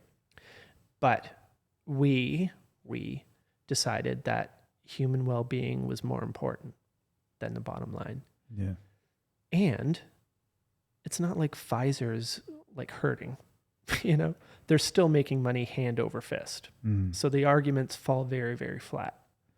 So I looked into this as a kind of an analogy to technology.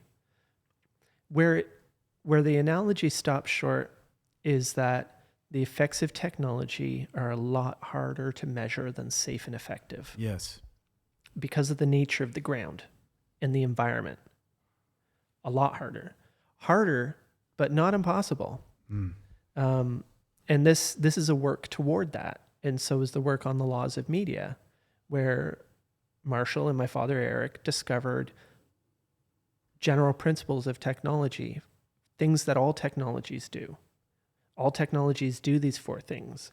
They enhance or amplify some human function. They obsolesce something already in play, which doesn't mean kill it, but take over from it, right? There's a change of dominance and position and hierarchy. We still have television, we still have radio, we still write and speak language, but they don't run things the way they did, right?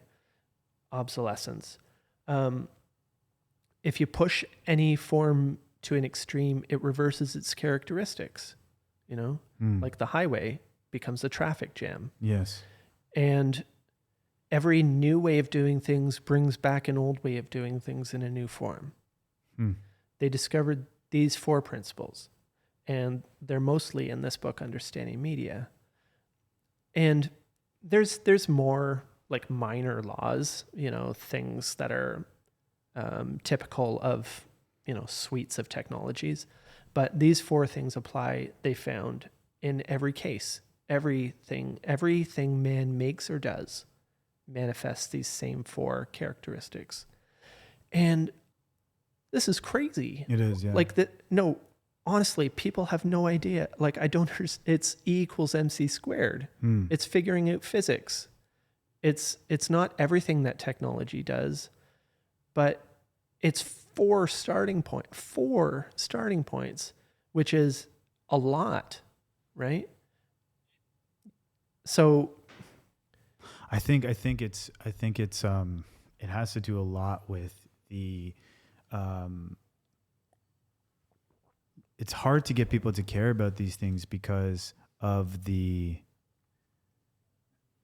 it's like what you were saying with the bath. It's like you just turn up the temperature little by little, right? But it's not like eating a piece of meat that's gone bad or something where you immediately notice the effects or something like that. Understanding always lags experience. That's the hard thing. There's if you can find it, Robbie, like in Computer Lib Dream Machines, there's this thing where Ted Nelson writes about computer people. Yeah.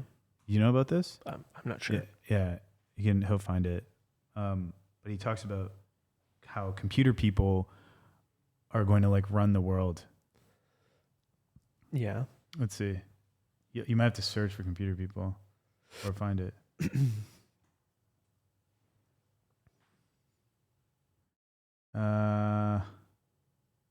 Nah, it's like this really, you'll have to, maybe it's on the Wikipedia page. Yeah, it's on the Wikipedia page. Yeah, search for computer people maybe. Oh, I've seen that. Do I have a copy of that somewhere? Yeah, here we go. In Computer Lib, you can and must understand computers now. Nelson covers both the technical and political aspects of computers. Nelson attempts to explain computers to the layman during a time when personal computers had not yet become mainstream and anticipated the machine being open for anyone to use. Nelson writes about the need for people to understand computers more deeply than was generally promoted as computer literacy, which he considers a superficial kind of familiarity with particular hardware and software. His rallying cry, "Down with cybercrud," is against the centralization of computers such as that performed by IBM at the time, as well as against what he sees as the intentional untruths that computer people tell to non-computer people to keep them from understanding computers. Down with cybercrud is pretty hilarious. Yeah, you would like this a lot. It's like down with AI slop. Yeah, basically, yeah. Yeah. And I think that's really interesting that even at that time, it's for some reason it's hard to get people to care about these things. And I have, I know how to like code and stuff like this, and like I have a lot of friends that are like software engineers, and it's really interesting. Some of my really good friends are very frustrated with the direction of certain kinds of technology, and they find it very frustrating to even talk about it because. Especially when it comes to like subjects like privacy, which to them is a very simple subject, because essentially what they're talking about when they talk about privacy as it relates to computers is like the underlying architecture of, a computer system that you're using. Like you're using Gmail. It's like, great, you're sending an email. Where is that email stored? Is it on your computer? It's not on your computer. Okay, great. So where is it? It's on server. Okay, whose server is it on? And it's like, these are like very simple, this is like simple web application architecture. And just by understanding that, you could see like, okay, so here's how private this thing is or is not. Yeah. But there's something about it that people don't really, that we just like let happen. We don't really care about. And it's really interesting. And I think with AI, it's crazy. It like specifically large language models. It's like absolutely crazy. Yep. The rate in which our relationship with privacy is changing. And has changed, and one of the interesting things about it is just like the incentive to give a large language model as much context as possible about you is so strong, because the more a large language model understands or an agent understands about you, the more shit it can do for you, right? The more it can take an action that has like a contextual understanding of what you're doing. For example, I use something called Claude Code. Okay. Which is a coding agent in a command line. Yeah. Right.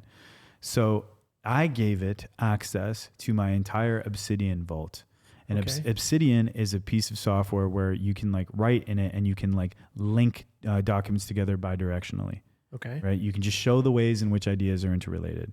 I could, if I'm typing like Andrew McLuhan, I could put 2 brackets in it, and then this document is linked to every other time I've mentioned Andrew McLuhan and put 2 double brackets around it. So it creates this web, right? You can pull up like an Obsidian graph, Robbie, right? And so what's happening is I'm feeding all of this context about myself. Like this is what it looks like. So each one of these things, each one of these dots is like a document. Okay. Okay. And so this is what I use. And so what's happening is I feed this into Claude Code, which is like this agent. And so it knows, I have a document called personal context workflow. And in this document, it says the name of my wife, her phone number. It has the address of my office. It has where my son goes to daycare. It has the time I need to pick him up. It has how I like to do meetings. It has information about every single thing I'm working on. I maintain these things called context documents. Okay. So I have a context document for like the podcast. I have a context document for like this thing we're working on, context document for all my other projects. And it's this like latest data, latest information as to like what I'm working on. And I'll take all of this stuff and I have like a README file.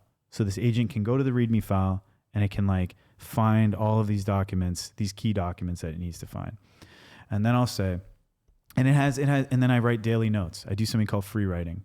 And so what I do is I sit at my computer I'm writing all day. That's all I do. And so like everything I'm thinking about, I'm writing. It's like how I think. And so I go into my daily notes. Every single day I have a daily note and I just like free write in there. Like, so, today, maybe at the end of the day, I'll be like, had a meeting with Andrew McLuhan. Like I was thinking about this and then this and then this and this, Oh, he brought up this idea. That was crazy that he knew about Buckminster Fuller. That's crazy that, that was interesting. He knew that quote that I was saying so well that he could correct me. And I would just keep I could just like keep free writing on it. And it has all that context too. Okay. And then I'll be like, can I do a meeting next week on Tuesday at 3 p.m.? With all of that context. Yeah. Right. And that's so useful to me. Yeah. Right. It's like what, like someone says, hey, what's your feedback on this thing? Right. And I'm like, and I just give this agent all of this context about me, all of my projects. And I'm like, give me a first try at what my feedback might be on this. And then I go from that to maybe drafting my own feedback, but it saves me so much time. It saves me too much time. It's too powerful. It's too useful. Well, and this is, I think, it's too useful for me to not use it. Sorry, yeah. That's how they get you. Yeah, I know. They get you with the utility. Yeah. And they screw you with the side effects. Yeah. But there's no privacy in that world. No, there's no privacy. Yeah. But who cares? Right. A lot of people don't care. Yeah. Like terms of service, accept.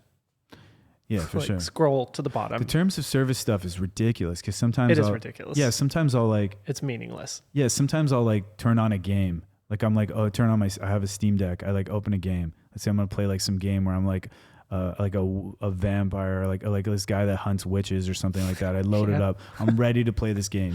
Yeah. I load up this game or PlayStation 5 or whatever.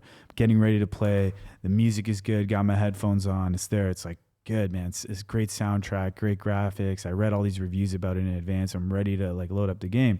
And they're like, wait, 1 second. Well, that's when they hit you with that. Yeah, like 1 second. Yeah. Right before you go to this menu selection thing, read this legal contract. Yeah.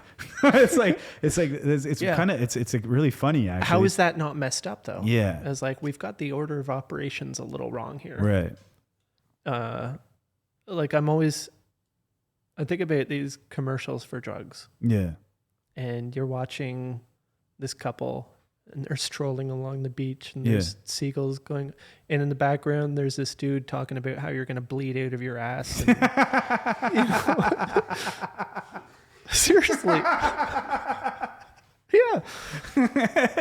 That's technology. Yeah, for sure. They sell you the walk along the beach and you get bleeding out of your butt. Yeah. It's crazy. It is crazy. And sometimes I'm like, it's worth it, to walk along the beach, just bleed out your ass. It's kind of not bad.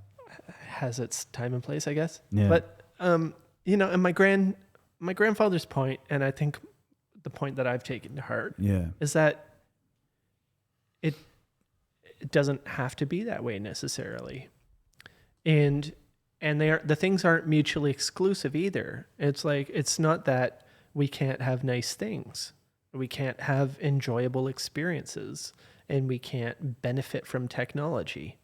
I think the point is that we can probably, and do it better. Look, a new technology is a new human, is a new culture. Every time.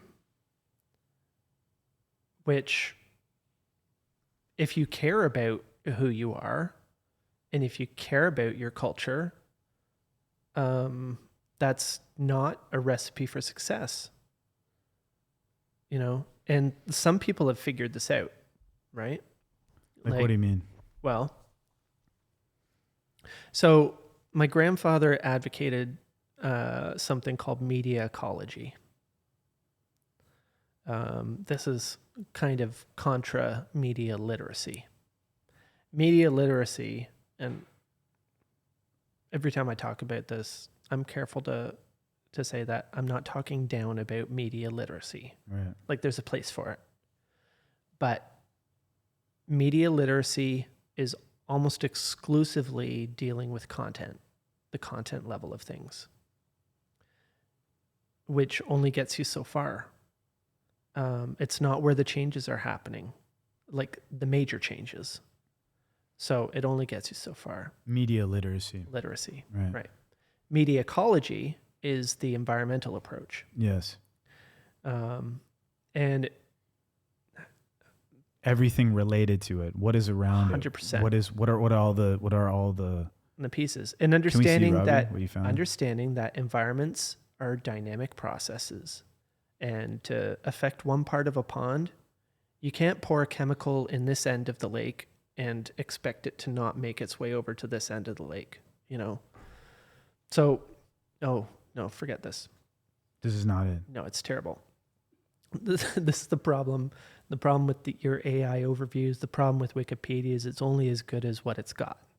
Right. And what it's got is a lot of bad takes. Right. And second and third hand misunderstandings. I prefer my own misunderstandings. Right. You know, they're hard won. So, but okay. So you're very much not into large language models. I don't know that I'm not into. I mean, yeah. I don't mess with them myself. Yeah. This is my large language model, and this is my Claude code. Totally. You know? I think, and the reason for that, I want to say it's not because, you know, I'm like a Luddite or LLM bad. I'm old, I guess. I don't think so. I think it's because you have a belief that all of these things have a huge effect on what you are. Yeah. And now here's the thing, and it relates to what we're saying. Marshall McLuhan, W.H. Auden, Buckminster Fuller, yes, are at U of T in the 70s having a debate on television. Really? Yeah. Wow. Yeah. It's on YouTube. Really? Yeah. And at That's one point, crazy. Auden, who's a playwright, says to McLuhan, "I don't have a television. I wouldn't dream of having one." Okay. And Marshall lays down one of my favorite lines. He says, "Well, you merely suffer the consequences without enjoying any of the benefits." Yeah. Okay. Think about this. Okay. So you don't have a smartphone. Great. You live in a smartphone world, and you suffer the consequences for not having it without enjoying any of the benefits of having it. So it's not enough to not have it unless you do it on a big enough scale. And people who do this are people like Amish people, who make deliberate choices, ecological choices for their community. It's ecological. It's saying that we're going to have this level of things. and it makes their way of life sustainable, because their way of life is not sustainable here in this world. They've had to preserve their own world in order to maintain it, and they are the smartest people when it comes to technology because Amish of people. it. Right. 100%. They have you're saying that they have the Well, they understand that they the have the modern highest world, understanding, right? the modern world is not compatible with their values and Can their you way of finally life. can we read the history of Amish people? It's a generalization. Yeah, And, but I just want to see. you know, for there myself. are many different kinds of Amish, and some use For more sure. technology than others, but they're So- deliberate about it. Oh yeah, there you go. Oh, yeah. I love that. Fuller and McLuhan. We'll come back to that in a sec. I just want to see what this is. But so this is They maintain a degree. They maintain a degree of separation from surrounding population to hold their faith in common. The Amish have been described by certain scholars as ethno-religious groups combining features of an ethnicity and a Christian denomination. and Hasidic Jews are very similar too. They've frozen their culture at like That's World War II, right, and for the same reason, whether they know it or not, right. whether they articulate it or not. That's what they're doing, because they understand that their way of life is anchored in a time that's gone. So that's why you have to have an enclave. It's not enough, like you can't do that by yourself. It's ecological. Yes. And the funny thing about this is, again, how understanding lags experience in the event. Marshall didn't figure this out until later. In the 70s, he wrote a piece called "At the Moment of Sputnik, the World Became a Global Village," in which there are no spectators. And this is wild to me. So I've been mapping this timeline of the medium is the message, right? And the first time Marshall McLuhan said it was in May 1958 at a radio broadcasters conference. And it was eerily similar time to ours, because the radio broadcasters were all freaked out about television, which was coming and taking their advertising dollars, right? And he told them that the medium is the message, which means radio's not going anywhere. It's not going to be running anything, but it's not going anywhere, because each medium has its own unique thing and affordances. Radio can do things TV can never do. The medium is the message. The crazy thing about that is that 6 months earlier, Sputnik went up. And Marshall said that at the moment of Sputnik, ecology was born. And ecological thinking became inevitable, because we achieved escape velocity from our planet. We glimpsed the ground for the first time. And we have now an awareness of the earth as a thing, as something to be protected and preserved. Ecology was born, and ecological thinking became inevitable, because this is media ecology, this is all these same sort of impulses, because it's an understanding for the first time of holism, the whole earth, right? Yeah. And that's where media ecology comes from. Can we see Sputnik? Oh. Speaking of Sputnik, you got that spoon handy? You got a spoon? So you mentioned there. bees. There's Sputnik. Oh, wow. So that's why I designed that image with the little pigeon hanging on it. Close up. Well, I'm so glad you mentioned bees and honey. That's how it goes. Yeah. So there's Sputnik, very iconic, with the little pigeon hanging on. You've seen my logo, right? The M with the pigeon Yes. hanging off it. So I need a spoon to try this. Yeah. So this is your honey? No. Oh. What's the story here? Well, I live on a farm, right? Oh. I make maple syrup. Oh, this is maple syrup. Yeah. This is your maple syrup. Yeah. Last year's. Wow. Okay, I'll try this for sure. Yeah. So can we see Sputnik? Like, I just want to refresh myself on that. Oh, there it is. Yeah. Oh, that's hilarious. That's like almost exactly. Let's go to the Wikipedia That's page. the image that I use. Shout out to Dwayne, King Dwayne, for Sputnik helping with the 1, design. often referred to as simply Sputnik, was the first artificial Earth satellite. It was launched into an elliptical low Earth orbit by the Soviet Union on October 4th, 1957. as part of the Soviet space program. It sent a radio signal back to Earth for 3 weeks before its 3 silver zinc batteries became depleted. Aerodynamic drag caused it to fall back into the Earth's atmosphere on January 4th, 1958. It was a polished metal sphere 58 centimeters in diameter with 4 external radio antennas to broadcast radio pulses. Its radio signal was easily detectable by amateur radio operators, and the 65-degree orbital inclination made its flight path cover virtually the entire inhabited Earth. Nice. Can you go up for a second, Juan? The satellite's success was unanticipated by the United States. This precipitated the American Sputnik crisis and triggered the space race. The launch was the beginning of a new era of political, military, technological, and scientific developments. The word Sputnik is Russian for satellite. When interpreted in an astronomical context, its other meanings are spouse or traveling companion. Fellow Damn. traveler. So he said, when this went up, he said, now we're moving towards an ecology. Yeah. Because of the distance. Our sense Perspective. our sense of perspective has fundamentally changed. Yeah. Which means our awareness what it means of the to ground. be human has fundamentally changed. Figure and ground. And interconnectedness. And again, coming back to this, it's only possible in this change of mind view and responsible for this change of mind view of separation and things all on their own to wholeness and everything is everything. I'll try this maple syrup. Yeah. So this is from your farm. Yeah. I have 2 big old maple trees. That's good. Yeah, thank you. I love Damn, it. It's so that's good. good. Yeah, That's yeah. like really good. That's what I love about man, that's is- really good. What I love about it is it's tree juice.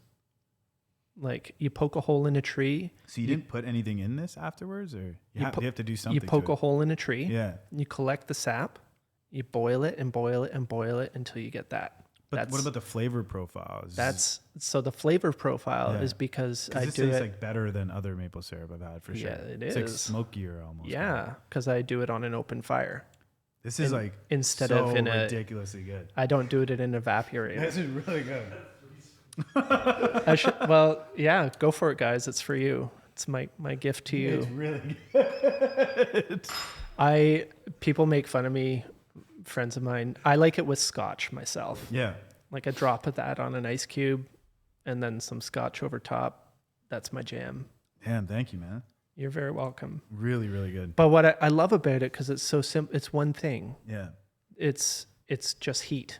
Heat Right. added to tree juice. Yeah. And no preservatives. I can't sell it because I don't have a commercial kitchen or anything like that. And I only have 2 trees. You should sell that. I don't sell it. You should. I trade it with my favorite cocktail bar. They Oh. use it for their smoky So good, man. drinks and give me drinks. How in many return. bottles of that can you make? Like per season? We make 8 to 10 liters. Oh, okay. Damn. So that's one of the thanks, man. You're welcome. Damn. It's huge. Well, it's getting close to time to do it again. So. Yeah. It's like ridiculously good. It's like really good. Thank you. And I love it because it's I say our farm. My son called it at one point the word farm, which I Yeah. love because that is my main product. But for a few weeks every year, I stand out in the weather and make maple syrup, which is like, and actually I know you don't drink coffee anymore, Yeah. but sap coffee is the best. Yeah. I mean, I've been experimenting with coffee. Have in you? There. Yeah, behind the Well, scenes. Yeah. Some days. Come visit me in like March or April. Yeah. I would love Because to. what I do is I take that raw sap Yeah. and boil it Yeah. and pour it into my bodum Oh. instead Wow. of water. Wow. And that is the best coffee on earth. Damn. I believe it, man. So good. That is like really good. Sap coffee. But yeah, Really so good. because I do it on an open fire, like the smoke gets into it a little bit. And some Yeah. people don't like it. I but like it for sure. I like it. It does it for me. I had a thought. I was. So anyway, ecology Yes. and being involved in things, is important. Yes. Making stuff. It's great thinking about stuff, Oh yes, I remember now. but it's important to do stuff. So your perspective on LLMs, now I understand it. Okay. Now it's coming. Your perspective on LLMs, it's not that you're against LLMs or AI. Yeah. You're basically saying, hey, are you making an intentional choice or not? Like, do you have an understanding of like what are the different connections here? Yeah. And like I would say in my current, because I would say I'm pretty aware of the media ecology around this. I study how LLMs work. I think I know what's happening here. I know what I'm getting myself into. I'm not just using it for the convenience while being oblivious to everything around it. And I would say that I am sharing a significant amount of context about my life to an LLM. I'm giving away a lot of personal information, and I'm doing that consciously. And for me, the reason why I'm doing it is because I want to understand the limits of what this technology can do. Yeah, I mean, it's not necessarily a bad thing. Yeah. And I think, in fact, probably from my perspective anyway, the great utility of it is coming back to where we started our conversation about perception and awareness. Yes. It's limited. Human beings have limited. But AI is infinite and simultaneous and instant. It's crazy. It surveys the whole field at once. Yeah. And that's a huge advantage. And that's where I think we can really use it to understand what's going on, you know? It gets really weird when you think about it in context of robotics. Yeah. The reason is because one of the interesting properties of computers is like replication. Like, okay. So if you have a code base that can do a particular thing, like for example, what makes a web application interesting is that once a code base can do a particular thing, it can do that for everybody. Okay. And so like an example is you go to gmail.com, right? That's accessing the same code base. I'm using the same code base. You're using the same code base. And we can use this interface to do things. And it's like infinitely scalable. We can get, millions of people access to that functionality. Okay. Like replication is an inherent property of like software. And that's machine age stuff. Yeah. And so what's interesting about robotics is that when you're in a like, I don't know if you ever tried like the self-driving stuff with Tesla, but it's really good. It's like really, really good. Like it drives a Tesla, self-driving Tesla drives significantly better than I do. It's weird. And, but does it have as much fun? No. I mean, depends. Sometimes it's not really no. And so you come out to the country. Yeah. And we'll get in my truck. Yeah. Oh, I'd love to, man. Yeah. Yeah. But what I think is interesting about it is that once it can do that well, right, you can scale that to millions of cars.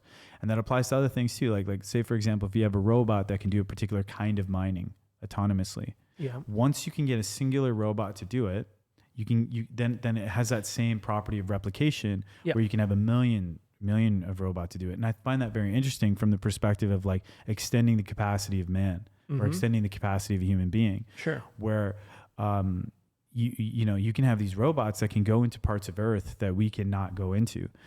Even the Mars, the rover, what's it called? The latest one. It's called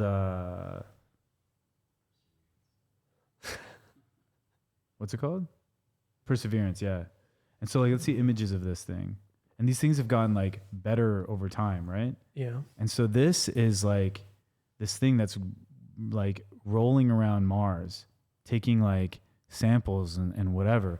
And it's interesting because like as they refine the design of this robot and as it gets better and better at doing whatever it's supposed to do, and they get the cost down to get this robot on Mars, you can just see like a natural progression of like what our relationship with Mars is going to be. It's probably going to be like before there's like humans on there. It'll probably be a thing like we have one robot on Mars. Okay, actually maybe I think we have multiple robots on Mars, but they just like we have one. I don't know how many, but I think we have like one active one, and maybe let's say there's the other ones are like broken down there. I don't know if they've come back or whatever. But let's say we have one robot on Mars right now, well, maybe in the future we've got like 10 robots on Mars, and then we've got like 100 robots on Mars, then 1,000 robots on Mars, and 10,000 robots on Mars, you know?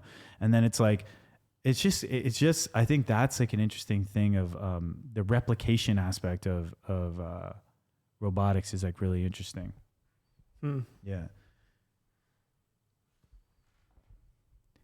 Yeah. What do you think about robots? Robots. My son is obsessed with one of my sons, Virgil. He's obsessed with robots. Are you hungry, by the way? A little. Yeah. But that's okay. I'm looking. I don't want to eat while we'll eat after. No. Get a spoon. Get a spoon. Yeah, it's part of it. Yeah, we'll get some spoons. It's important. Food is important. We've got croissants and stuff over there. We're good. Trust me. Okay.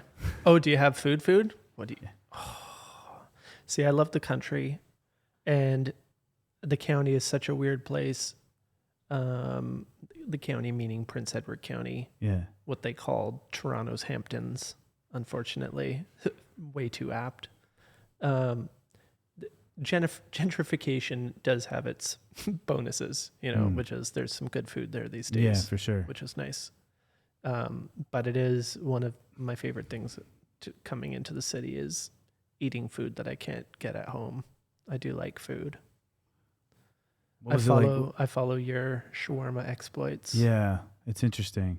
It's been part of understanding where I live and what's around definitely. I've been it's my way of understanding the ecology of what I'm. What is the ecology of a shawarma? Condé Nast, unfortunately, ranked Prince Edward County in the top 10 global food destinations, which is crazy. That's marketing. Yeah. I don't think it's surpassing Mississauga anytime soon, man. No, certainly not for volume, but there's some good stuff. There's a Sujeo in Picton, which is like run by the loveliest people and Korean food. Speaking of shawarma, actually, in the top of the county, Rossmore, you've got a Syrian couple making shawarma. Really? That's and cool. in Belleville, you've Syrian also people. got Lebanese. Nice. I love Lebanese people. And Afghani. I love Afghani people. So like, shawarma is not shawarma. Yeah. Well, we're going to get into that. Okay, good. Oh, man. Oh, good. Yeah. I do like shawarma is a medium or is it content? Save that for a bit. I got into shawarma when I lived in Montreal. Nice. There's a place on Crescent, Sherbrooke and so Crescent. So is it a medium called or is it Bustan. Is shawarma a medium or content? I think it can be both. Oh, okay. Well, we'll talk about that. Well, figure and ground, right? Yeah. They change. Yeah, we'll get into that. Okay. Yeah, there it is. Bustan. This Montreal. Is the spot you like for shawarma? Yeah, I've learned that you've discovered Montreal. I'm so out of touch with Montreal and Toronto because I've lived in the country now for more than half my life. And the county's like halfway between. Well, not quite. Montreal's still further, but yeah, I'll come out there and see you sometime. Yeah, definitely. What was it like growing up as Marshall McLuhan's grandson? It seemed like you had a crazy childhood, man. Well, I don't know if it's crazy. It's like a lot of different moments. Yeah. Weren't you in like a church or something that burned down? Yeah, that's kind of crazy. Yeah, you learn a lot about identity when that happens. Yeah, 100%. You don't realize how much of your identity is literally wrapped up in what you wear. Because your clothes were gone. Yeah, all I had was what I was wearing. Right. And then I had to go buy a new wardrobe. How old were you when that happened? 19, 20, 21. Damn. Yeah. And there was like work in there that was burned up too, right? Like important work. Yeah. Yeah. But that was a real shock for me because, you don't realize how much of who you feel you are, which is one part of identity, your perception of yourself, right? Yeah. You don't realize how much of that is in the clothes that you wear. Right. And, especially when you're younger as a teenager, the band shirts that you have and the ripped jeans or army pants or, oh my God. Okay, so there's a couple different things here. Oh, wow. So okay. wait. So okay. This is the best. So hold on a second. Hold on a second. Okay. So Yeah. there's some things here. Yeah, this is key. Holy. Actually. So I just want to get this stuff dirty. Keep this is cool. All right. So since I'm trying to understand things, we've got some stuff here. Do you eat pork? Yeah, I eat anything. Okay. All right. So let me give the lay of the land. Okay. Hit All me. right. So we've got a couple different objects on the table. Yeah. Understanding Media by Marshall McLuhan. Yes. Also, we've got shawarma from, I'd say, probably my favorite shawarma spot in Toronto, Alpha Shawarma. Alpha. Yeah. Okay. I hope this food's like pretty warm. I hope it is. Under the heat lamp. Okay, cool. So hopefully it's warm, because if it's not, then it's a different experience. Shakolda. Hot and cool media, right? No. Sorry, man. You said the Waymo thing. You missed mine, but that's okay. Yeah, You'll get it in post. Okay, sorry. So oh, you said it too? I said Shakolda. Oh, okay. All right. So so this is shawarma. These are 2 farmers wraps. No. And this is why? This is like so that's hold on a second. So hold on a okay. second. So I'll this let is a you finish. California sandwich. You know California sandwich? No. It's a cool spot. It's a cool spot. Really, really good. You want to find their link, Robbie? California sandwich. California sandwich? California sandwiches. Isn't that sushi? Like a lobster roll. I don't know. So yeah, this place is awesome. I think this is their first cool. location, maybe. Oh, all right. This place is great. Okay. Okay, so Ooh. here's the thing. Yeah, they're good. A lot of people in Toronto know about this spot. Okay. Okay, so we're going to go back to all right. So here's the thing. Shawarma, farmer's wrap, California sandwich. Okay. I think they're the same thing. Dude. Come on. I think they're the same thing. Because I think like fundamentally they're kind of the same thing. Right? Okay. Because as a medium, right, it's just kind of like this, like fundamentally it's like You eat it. yeah, it's like, Yeah. look at this, right? Like this is kind of a shawarma. Kind of, right? Like from a medium perspective, right? There's something happening here. It's like they wrapped it. It's a sandwich. It's a sandwich. Yeah. But a shawarma is kind of a sandwich too, Yes. as a medium. Sure. So the technology here is a sandwich. Yeah. Do you know who invented sandwiches? You're going to say the Earl of Sandwich? Yeah, Lord Sandwich. Yeah, there you go. Yeah. Do you know this guy? I've heard of him. Earl of Sandwich is a noble title. Who's this guy? No way. Who's the guy? Lord Sandwich or something. He's the best thing since sliced bread. Not bad. Is this him? Well, that's Yeah. the 4th Earl of Sandwich. Is he He's the guy also that... known for the claim that he was the inventor of the sandwich. But like, go to like why. That's he a hell of a invented- claim. Can you imagine how you like So- that sandwich there? So I think like I wonder what the famed for requested that he requested meat between bread slices to eat while gambling, avoiding greasy hands and table interruptions. With friends soon asking for the same as sandwich. Hit me Now- with that sandwich. Yeah, and I think what's interesting about these foods is that I wonder what the ecology of a sandwich is, Okay. like what the effects are, because there's like a lot of effects to this.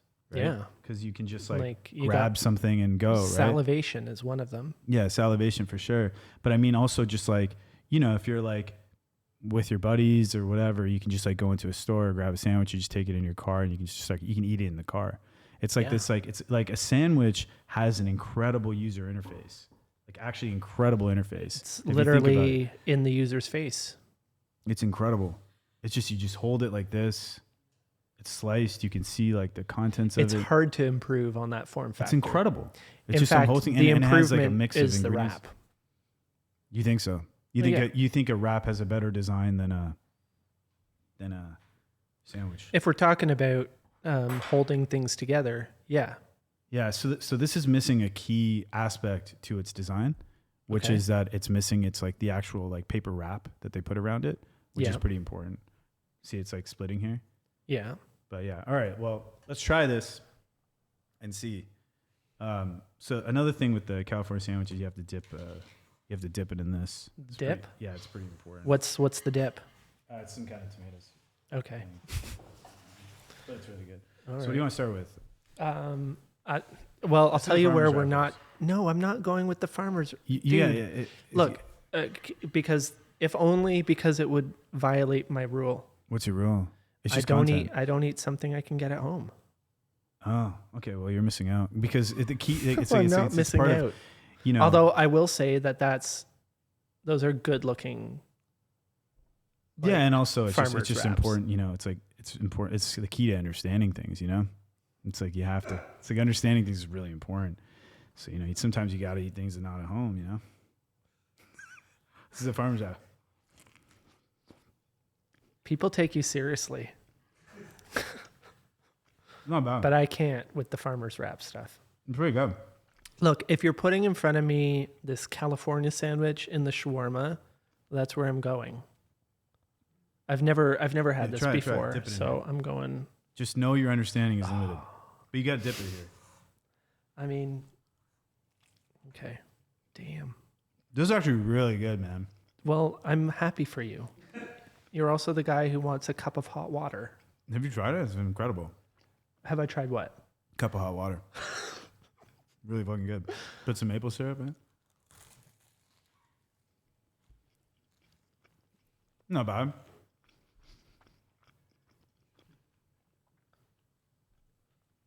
This is the best podcast ever. Honestly, there's the no best one going is back. sauce. I wanna I'm try it. canceling. Oh, sorry. You're in my. This was in my top 3 Canadian podcasts. I'm seriously considering canceling any other but the other 2. This is pretty cool. So this sandwich, the thing is, when you get them fresh, it's different. Yeah, This is like kind of been around, but man, it's damn good. Fried chicken is like my favorite thing. We're double dipping. We're friends like that already. okay, cool, yeah, thanks, man. Yeah. It's good. Okay, I have 2 favorite things to do with that maple syrup, by the way. One of them is maple sriracha glaze oh damn, and yeah, roasted pea meal. yeah, Roasted pea meal with maple sriracha glaze is so good. The other is I have a cocktail I make from it. I'm gonna cut this in half. I imagine like at 2 a.m. a hot out of the sandwich Yeah. place. That's like heaven. Yeah, so this place is kind of nuts. What they do is when they serve it to you, they take the garlic Yeah. sauce and they put it on top, like it's a big thing of it, like an ice cream cone. Rob, you can probably find it, but Okay. I guess they don't have that here. And this has something in there. It's like a sweet sauce. All right. So, oh, thanks. It's all about the tahini for me. Yeah, that's like sweet sauce that they put on. This is not bad. Oh, thank you.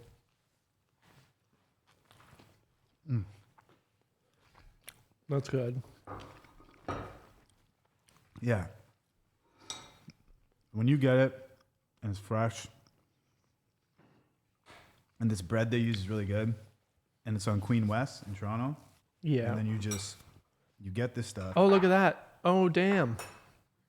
Yeah, you get it. They're grilling it. See, okay. This is the thing. Like, why are you going to go put it in like the George Foreman? Like inside the wrapper and stuff. This was the thing about Boostan. is they have these baskets, and they throw it in a basket and pop it on the charcoal grill, and that is like that's how you do it. Yeah. But this one's cool. You just when it's like fresh, you just stand on the street right outside the joint. Yeah, man. And you just eat it with your friends. Hell yeah. Yeah. Sometimes we do that even during the day. It's the best. Like we'll have a friend come in and then they'll be like, hey, what should we get to eat? And we'll just go to this spot. We'll all order shawarma. We don't sit inside. Doesn't even matter if it's cold. We just like walk out of the place and then we just stand in front of the joint, just looking at each other eating this thing. That's love. Yeah. I think so. Yeah. I think so. Man, that's real good. Thank you. And that is that a different one? Flavor? Same, yeah. Same thing? Yeah. Yeah. This is good. I got something for you too. Oh, what? Well, it's for me. Okay.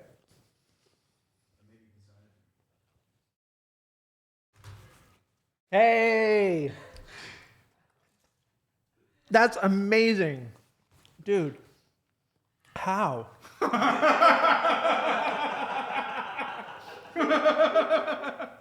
That's hilarious.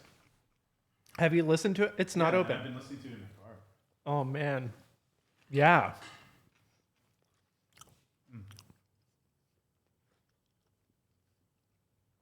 Oh, I like where this is going. Yeah.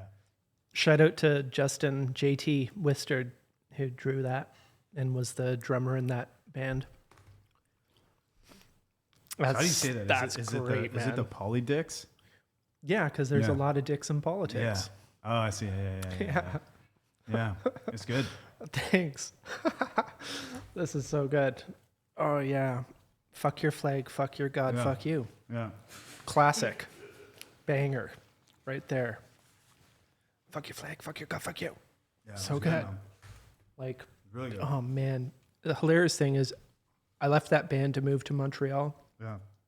And then they replaced me. They got two new guitars, actually. They went from a 3-piece to a 4-piece band. Then they made like That's us. Oh, shoot. That's Planet Kensington Market. Oh, no, that's after I left the band. But it looks the same. Oops. We played around Toronto and stuff. Yeah, most of the pictures you'll find, that's us. There, that one. Yeah. Center screen beside the word. Yeah, the 3. No, other side. No. Oh, where was it? Where did he go? Right. Go down. Beside the Right, guy in yeah, the suit. exactly. Yeah, that's myself Yeah. and Alex Hurst. And Justin's hanging out in the background at the Planet Kensington Market. I would always look at me, right? This is after the house fire. Oh. I would walk into places and they'd be like, "What are you doing here?" And it's like, "I'm with the band." Because I did not look like I was with the band. I've got something else too. That is great.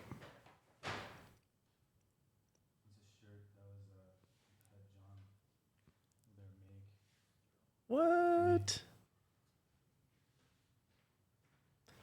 Really? That's hilarious. Okay. You know what that is? You trying to be Nardwire on this? You narded me up? Do you know what this is? Yeah. Crazy. What is it? It's the Benevolent and Protective Order of Elks, which we were banned from the Elks Hall. What was the Elks Hall? It's the one place in Picton that would let us play. So this is not like an official shirt. This is just a shirt. we That's made. nothing to do with our band, No. except that it's the place that we got kicked out of. Because what's the significance of this place? the Is this Elks it? Hall. Elks Log That's Hall? it. This place? Yeah, the Elks so- Hall. There's an Elks Hall or a Mechanics Hall or a Rotary Club in every small town in Canada that has a hall that you can rent to throw your bachelor party or Wait, a punk that's where it or a is? punk show. That's it up there, yeah. And they don't care what you do. You rent it, it's yours. And so that's where we could throw shows. Wow. Yeah, that's it. And beside it, This is the place? that's the spot. That's the Elks Hall. And that's Cones and Shakes. What's this If you place? if you want to get some ice cream, Like that's like 5 days worth of ice cream in one serving. Cones and Shakes is the spot. Is it still there? I guess it is, right? There it is. Yeah. That It's place like looks good. $4. But the tourists have found it. They always find it. So you would play there? Yeah, the Elks Hall. Rent out the Elks Hall, throw a show, get loud, you know. Yeah. I mean, like you can listen to... That is amazing. Yeah, you can listen to this album if you're listening. It's on Spotify. It's called the Polydicks. And yeah, some of the tracks are Fuck Your Flag, Fuck Your God, Fuck You. Yes. Another track is Anyway. I wrote Anyway, and I wrote Tranquility, and War and Peace. Those were my tracks. We were a punk and reggae band. Guns, Bomb, Bravery. Yeah. So I listened to this stuff. I thought it was good. I listened to it Oh, thanks. when I was driving around and stuff. It was a lot of fun. Yeah, it seemed like it. You asked what growing up. Yeah, and that made me McLuhan think was like, like- I thought it made me think that for a guy that's like in a band called the Polydicks, making songs like Fuck Your Flag and all this kind of stuff, I thought it maybe would have been like a kind of a non-linear decision to do what you're doing right now in some way. I thought it would have been like a process. I started to feel to do what you're doing right now. Well, it's Because you seem like you're like an artist, you know, clearly, right? And it's just interesting. I just Thank thought you. it was, yeah. well, that's where this came from, Right. which is my grandfather grew up in Winnipeg and called himself a Winnipigeon Yeah. for whatever reason, Yeah. like nobody else does. Mm-hmm. So it's a pigeon with a W. I wanted to figure out a logo for the McLuhan Institute, right? Yeah. So I always Winnipigeon. That's always what I saw. And then for the McLuhan Institute, I'm being true to my punk rock roots Mm-hmm. because you know the expression in the English language, we flip the bird, Right. and then you have an M for McLuhan with the pigeon hanging off it, Right. and which is the pigeon hanging off Sputnik there. Right. So it's about flipping the bird, which is What is irreverence. what is punk rock? What is punk rock? Yeah. It's Like sometimes pure you hear- reaction. Yeah, sometimes you see that, you know, sometimes people will see like they'll describe something and they'll be like, yeah, that's very like punk rock. What does that mean? Well, it just means irreverent and like raw and reactive What was punk rock? and fun. Yeah, like what was punk rock? Like what is the story of punk rock? Punk rock was yeah, just fuck you, Right. essentially, Right. which is what hip hop was too. In a lot of ways, yeah. Yeah. Which is what reggae was too. Right. Like, Reggae was that too? yeah. You ever listen Really? to Peter Tosh? Yeah, for sure. Yeah. Yeah. And they killed him for it. I don't see the fuck you angle on Really? the reggae stuff. Yeah. Like maybe I'm thinking maybe I got to like go think of a specific track. But I definitely don't think of that when I hear like Bob Marley or something. Well, Bob was a little more subtle than fuck your flag, fuck your God, fuck you. Yeah. But Peter Tosh had some Peter Tosh had some more explicit tracks. I think like yeah. But you know, they called the colonizers pirates. Yeah. You know, for sure. they said it like it was. Yeah. Punk. I don't know what is punk is like. What is hip hop? Like it's a lot of things. A lot of There are things, yeah. different movements of it. Like the punk that we did was more in the tradition of like 80s, 90s hardcore. Like Dead Kennedys, or in Toronto, like Politically Incorrect, bunch of fucking goofs. Like, it's political, and it's like, interestingly, it's similar kind of impulse to understanding media. Right. It's like not being content to being part of something you didn't ask to be a part of and doing something about it. You know, I went to a punk show not that long ago in Belleville, which was amazing. Mm-hmm. Have you been to a punk show? No. Oh. What is it like? Well, why You would can't I describe ruin it. that for you? You should go. Yeah. Toronto's great for punk shows. Really? Yeah. Okay, cool. I'll check it out. Please do. Yeah. Because it might come off as aggressive and violent and intimidating. And yeah, there's aggression and there's violence and there's intimidation, but there's also like deep connection and welcoming and community, and taking care of. I never really cared about the Ramones, so. I mean, this is awesome. Yeah, they're kind of cool. Like it's the Descendants. Yeah, I mean, you can't have the fruits without the labor. You know, it's a tradition. But punk was a way for me. I mean, look, when you're a teenager and hormones and you're pissed off and you're becoming a little wise to the world and what a fucked up place it is. Yeah. There's nothing as cathartic as playing loud guitar and yelling "fuck you" into a mic. Yeah. And people being repeatedly. down with it too. Oh man. Like people like encouraging it. Yeah. Yeah. Like It's cool. there's nothing like it. I miss it all the time. Yeah. Yeah. But I still get my performance, and you know, there's something very punk rock about doing punk rock things while not looking punk rock. Right. And I like to think I'm doing punk rock things Yeah. while not necessarily looking punk rock. Yeah. The kind of like, I can't play that for my kids, Yeah.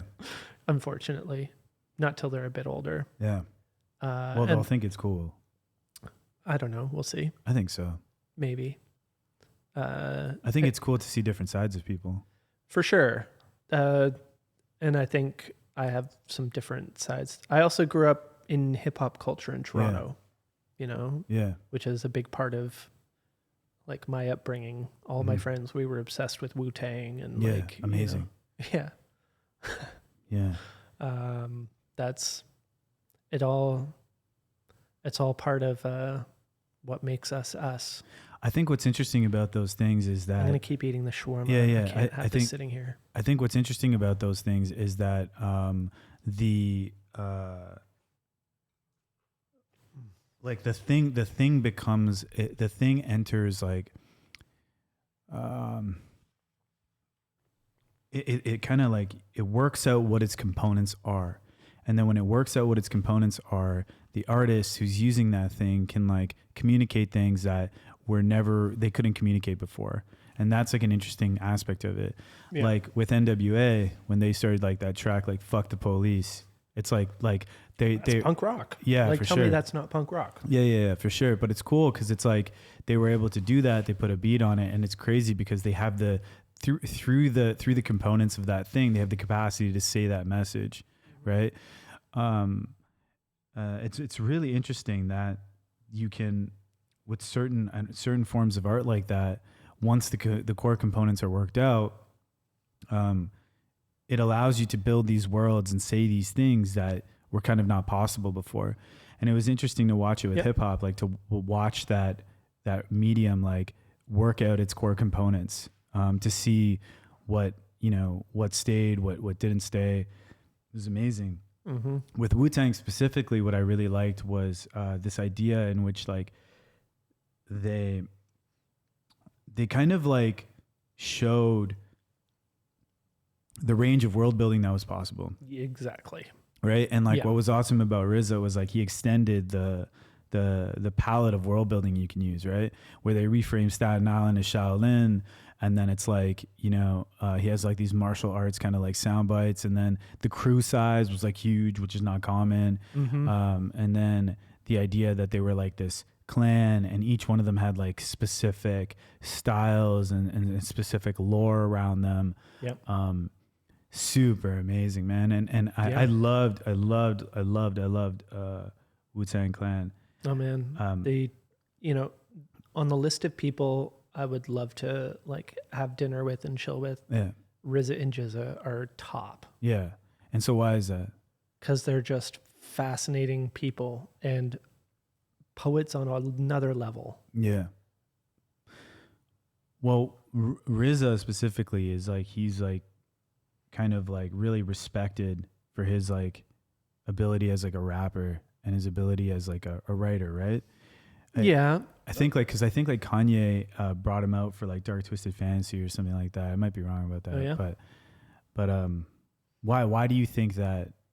I think Jizza's more the lyricist. For sure. RZA's just like production, orchestrator, producer, creative director, world builder, visionary, like ecologist. Yes, like he reminds me of like Tarantino. Like a film and they're director buddies, almost. I guess, right? Yeah, because they have similar interests. And Jizza is just like, it's got to be one of the smartest people on the earth. And why? Yeah, like why would you want to meet these people? Like, why are those the two people you'd want to meet? I mean, and it's just impressions. Like I've never met them, so who knows? Maybe they're assholes. Yeah, I don't think so. I don't think so either. Jay-Z. Yeah. They are just the top poets of our time. Right. But what does that mean? Poetry is a poet.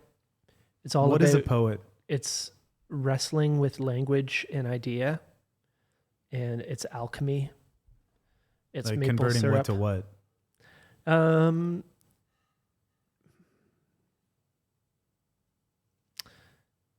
There's an interesting tension there between feeling and wonder and understanding, resonance, and just, some people are more or less effective at it. And some people's style just clicks with you, right? And some people doesn't. And that's just a matter of your own preference and attunement, right? What Jizza and RZA and those other guys, but those two for sure, they speak to me, Right. They resonate with the way that I feel about words and how I use words to relate to myself and what's around me. Yeah. Jay-Z really good. Is a whole other level because he's, I think, crazy world building, and like my understanding is he's not a writer. No, he doesn't write. He just like kind of like says it in his He's head. an oral poet. Yeah. And that to me that's where we came from. Right. As poets. Our tradition is way older than written language. And why does that matter? Why does it matter? Yeah. Like, why does it matter that he doesn't write things down? It's, like, I think for him is kind of a it's necessity. damn impressive. Yeah, but why? Okay. I'll invite you to try this exercise. Sure. Try and get students of mine to do. Try and get what? I try to get my students to do this. Okay. Which is compose a poem. Yeah. Without writing it down or recording it. Okay. So in your mind or speaking it out loud or whatever, and compose the longest poem that you can. Okay. But the catch is you have to be able to recite it the next day. Oh, damn. That's or it hard, doesn't count. Yeah, that's hard. It's almost impossible. Yeah. Not many people can do much of it at all. Yeah. But you quickly realize why poetry rhymes. It's easier to remember. What meter is about. It's technology. Right. It's information storage and retrieval. If it rhymes, it's easier to remember. Yeah. Because if you remember one word, you can remember what it rhymes with that, which then carries it forward. Mm-hmm. So you add song into that or add melody. Keeps you on a beat. And it's even more so. Yeah. Yeah. So it's about This is why poetry rhymed. is like a to make it more memorable. Mm-hmm. Because it was because about it was information storage and retrieval. Damn, This is that's how crazy. culture was passed on for most of human history, from mouth to ear through generations. That's why crazy. Jay-Z is significant, because he's one of the first people, one of the only people in our time. He's a throwback, and maybe a hint of the shape of things to come. And by Jay-Z, you mean like rappers in general? I mean rappers with his ability. Yeah, for sure. Yeah. So why is it a hint at things to come? Well, because, we're leaving the printed word, the written word behind. You think so? It's certainly not what's driving us anymore. Like what can you explain that? Well, when was the last time you wrote a letter to somebody? Now, you're different because you are a writer. Yeah. Most people aren't writers, they're typers. Yeah. I type significantly more than I write. Same. Yeah. And I feel bad. Yeah. Because I know the difference. But it sounds like you're saying we're moving away from like even that kind of in a way as well, right? Well, we are. Yeah. Because a lot of people don't even voice to text, for example. Yeah. Dictation Yeah. is becoming bigger and bigger. For sure. And I think will probably take over. And look, there's worlds of difference between the spoken, the written, the typed word. Each of them. And lots of differences too. Subtle and significant. Like, my rate of speech is 120 words a minute. My rate of typing about 80, and handwriting about 40. Yeah. And that's more than just being able to get things down faster or slower. Okay? Mm-hmm. Because the thought, your rate of thought is closer to speech. To handwrite something, you have to slow down your rate of thought, or you get gibberish. Yeah, I find my thinking is so much more fluid when I talk. Yeah. It's like there is no slowdown. Like even right now, I'm not even sure what the words are that I'm going to say next. It's just like almost this instant connection. I just like... And it's a very different character of... it's less filtered or something. Yeah, stream of consciousness. Yeah. Right? Yeah. But, handwriting can be very therapeutic for people.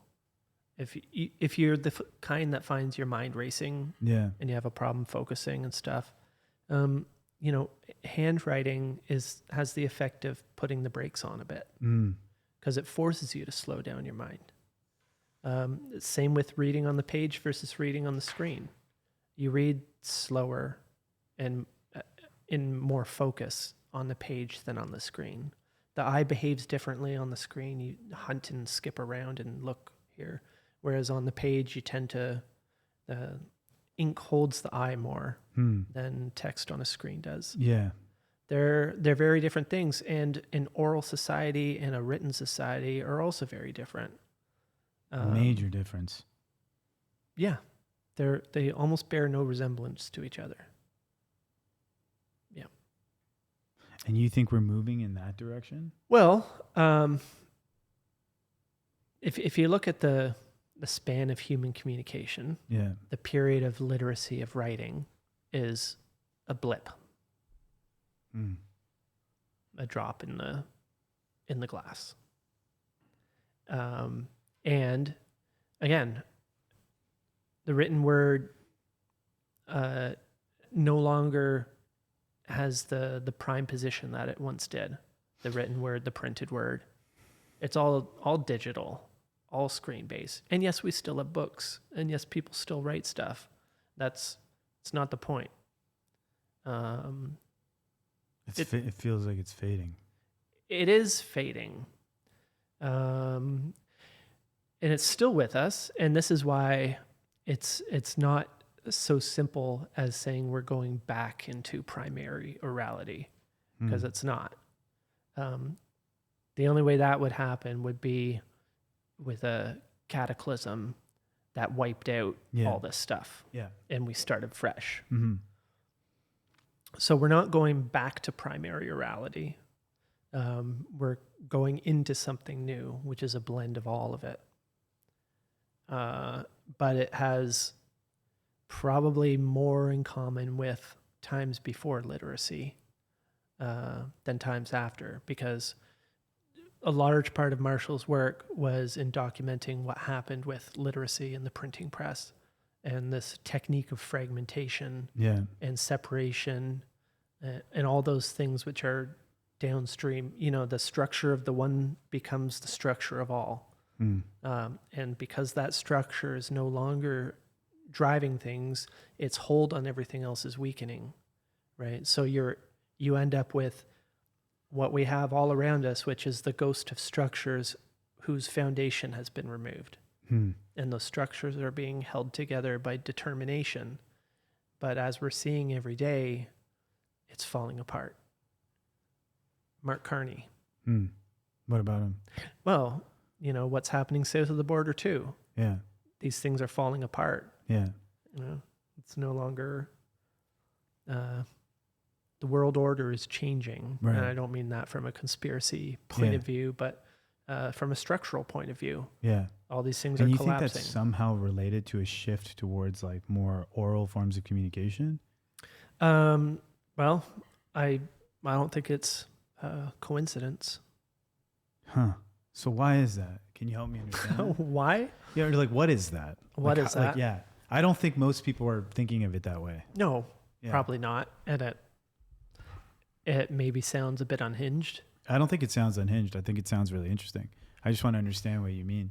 Well, I think it comes back to like the Amish deal Right. and the ecology thing. Yeah. It's like if you want a certain culture, you need a certain environment. So what are the characteristics of like a society or like a group or whatever, a city or whatever, where oral communication is like the predominant form of communication, and how does that differ from, you know, one where it's like a literary? Like, well, what are the differences? For one thing, it's hyper local.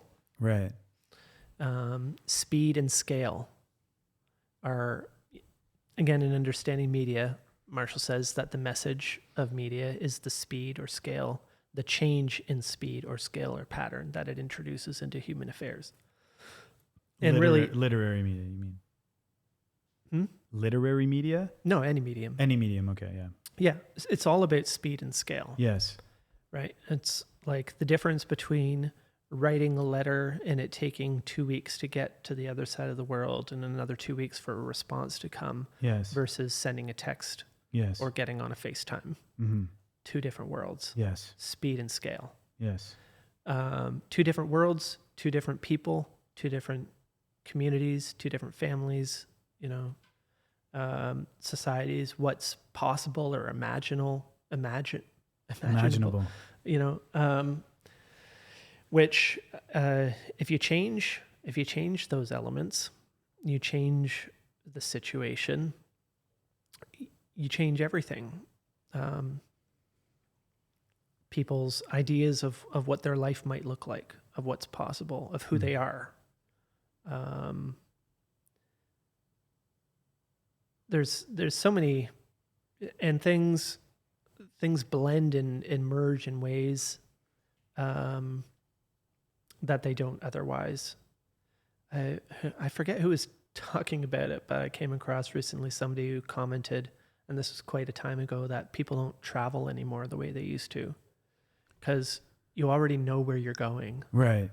You never discover a strange new land. Yeah, you've done all the research in advance. You know what to expect. You've read all the reviews. You've come up with this list. Well, and you even know about the place. Right. Yeah, you read about it, study it. Right? Yes. Which go back 2,000 years. Yeah, you're just Different going up, story. but you don't know what you're going to see. Yeah. You know, you're unlikely to go much further than you can walk in a day in your entire life. Yeah. That's nuts. That's just super that. Nuts. Yeah, that's crazy. Is nuts. Holy shit. Well, this is the thing about... Holy shit. This is Toronto and Mississauga. Yeah, totally. Yeah, no one's going to walk out the car, the personal vehicle, personal commuter, you know, makes that city possible. makes Or the it connection possible. Before, you lived and worked and loved and died in the same square block radius. Yeah. And that meant a certain character of a neighborhood. Yeah, for sure. It meant a stake, Yeah. you know, which if I don't have to live here, you know, I live over there. This is just where I work and come do my thing. Yeah. It's levels of dissociation. Right. Versus levels of intimacy and accountability. And accountability is a huge thing, which more for worse, I think the internet is a factor. Anonymity has its place and can be valuable and important, but taken to an extreme, people do awful shit. If there aren't consequences. Awful stuff. As a father, awful stuff. And can you have one without the other? I don't know. If I had to choose, I know which way I would probably choose. Didn't want to make this go dark, but you know. No, I think it's interesting when you say like an oral form of communication is more local. I think that's really interesting. I think it's interesting that I'm just trying to imagine because I haven't actually thought about this. Well, it's until personal. Right now. Yeah, it's richer. more personal. There's different cadences and things you can communicate when you're willing to sit down across the table from someone and just that's what I mean by richness. Yeah. You know, there's a depth that the printed word strips that out. And that's one of the great things about it. That gives birth to the age of enlightenment and reason. Right. This distance, this objectivity. Objectivity requires distance. You can't be objective when you're sitting across from somebody. I just wonder what's as gonna easily. Yeah, I wonder what the psychic and social effects are gonna be of like, or all of the effects are gonna be of the, of like artificial intelligence and what it can do, or like whatever this technology is that we're moving into. I wonder what the effects are gonna be and what the counter behavior to that is gonna be. And the thing is, we don't know what they're gonna be. Yeah. But we're going ahead anyway. Yeah. How crazy is that? But I don't think that's avoidable. I think of course it is. I don't think so. I think it's possible to have heightened understanding of what you're getting into. Yeah. Like you can create a culture that says, hey, we should understand the side effects. We should be aware of them. We should understand the ecology around everything that's being created. Yeah. I think that's possible. And I think it's important. I think it's really, really important. And I think it's like almost like, to me, kind of a little bit repulsive to think of this idea that like we don't prioritize understanding understanding like the things that we use. Yeah. But I think on another level, it's like, the things got to happen. It's like who has the authority to say that something should or should not happen, right? Well, we do. Yeah, but the problem is like we are all of these different people, and it's like that's the issue, right? It's like I come back to the FDA thing, right? And what do we want as people? And we decided, what mattered. Yeah, but that came out of a process of like a bunch of people dying because they ate the wrong meat. Yeah, and I think that's part of it. I think part of it is that the experience has to like act upon us for us to understand what it is. Yeah, and the difficulty is that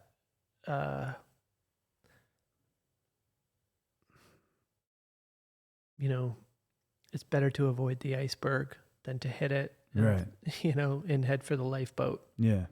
Where do you think this is like? Where do you think like our current, when you look at this and you look at everything that you've studied and everything that you see happening, if you were to look at it like an equalizer, right? Or like where it's like we're turning up the volume on some areas, we're turning down the volume. Yeah. What do you think we're turning up the volume on? What do you think we're turning down the volume on? What's your read of like what you think is going to happen? That actually was was Marshall McLuhan's idea of media ecology. Yeah. That we would have that kind of sophisticated control Over this thing. over our technological environment, that we would understand, oh, this is happening over there. We need a little more of this, a little less of that, a little more literacy over here, a little less radio tribalism over here. What's your take, though? I mean, I think I have a hard time. I have a hard time seeing that as very realistic. What? That sophisticated level of control. No, but I mean, what is your opinion on how you think the characteristics of the human experience is going to change moving forward? Oh, with the way that you think, with everything that you've studied, with the way that you think with the way that you see things developing, like, what do you think? I don't like to be a pessimist. Yeah. I'm optimistic by nature. Yeah. I really it's a problem that I see the beauty around me. Yeah. So you see we're moving in an optimistic direction. I think that's entirely a matter of perception and perspective. You can see the flowers or you can see the decay. Right. It's not looking good. What isn't looking good? Well, we're not developing, we're not encouraging the best in people. Right. By the things we're putting out into the world. Right. I'm not sure it's really occurred to many people to optimize for bringing out the best in people. Right. I wish it would. What would that even look like? Yeah. How could we design technologies? Well, people talk about human flourishing now, but really what they mean is, economic advantage for the most part, which economics for one person always come at a disadvantage for another. Yeah. Somebody's on the short end of the stick. Yeah. But, things are modern media tech. A lot are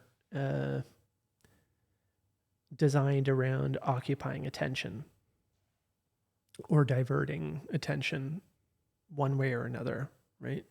In Marshall's first book, The Mechanical Bride, which was really a book of media literacy about advertising, he said that the object of much education and entertainment alike is to generate heat, not light. So what does that mean?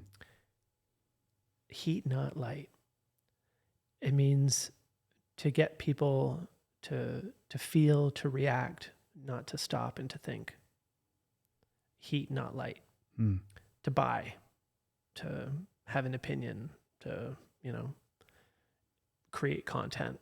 Yeah. Eyeballs on screens is the new butts in seats. Yeah. And it's all, it's mostly formed around advertising dollars, and the crazy thing about this is, like, speaking about figuring ground and breakdown as breakthrough, is like advertising is such a modern thing. Imagine the world without advertising. Sounds awesome. Does it though?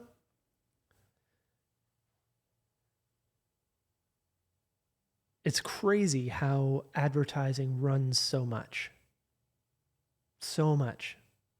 And it used to be as overt as, this program is brought to you by Palmolive dish soap. The program is still brought to you by Palmolive dish soap, but less overtly.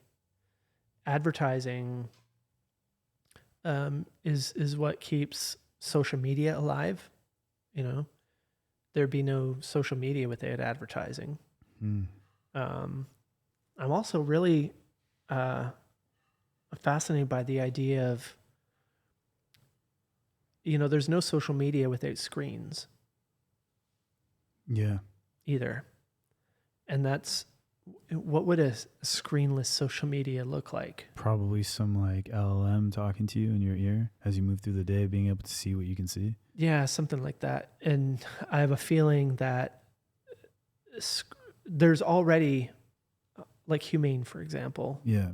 right? And a lot of other tech companies are moving toward this idea of ambient computing, which is, and actually I think this is very, very dangerous, honestly, is technology. There's people who are obsessed with reducing friction, meaning reducing awareness. That to me, I can't shake the notion of like ancient Greece, where the gods spoke to you and appeared before you in the guise of other things. And this is ambient computing. When you cease to see the computer, I'm haunted by this. Those were not good times to be alive for most people. I think there's... Imagine reading Understanding Media while you have a fucking chip inserted into your brain that was inserted while you were like a toddler. Or like, you know what I mean? Like you're just like, we move to a point where like computers are just embedded in us. You just get like, oh, you're 3 years old now. Let's go to the Apple store. Get your shot. Inject that transistor into your brain.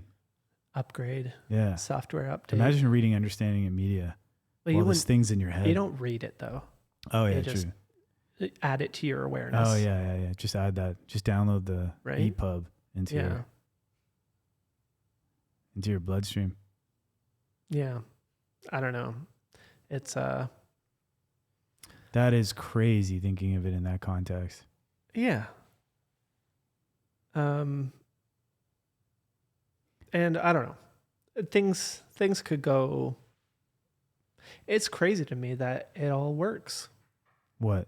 Well, just, the internet, for example, is held together by hopes and dreams, and like the architecture of it is very fragile from my understanding. Yeah.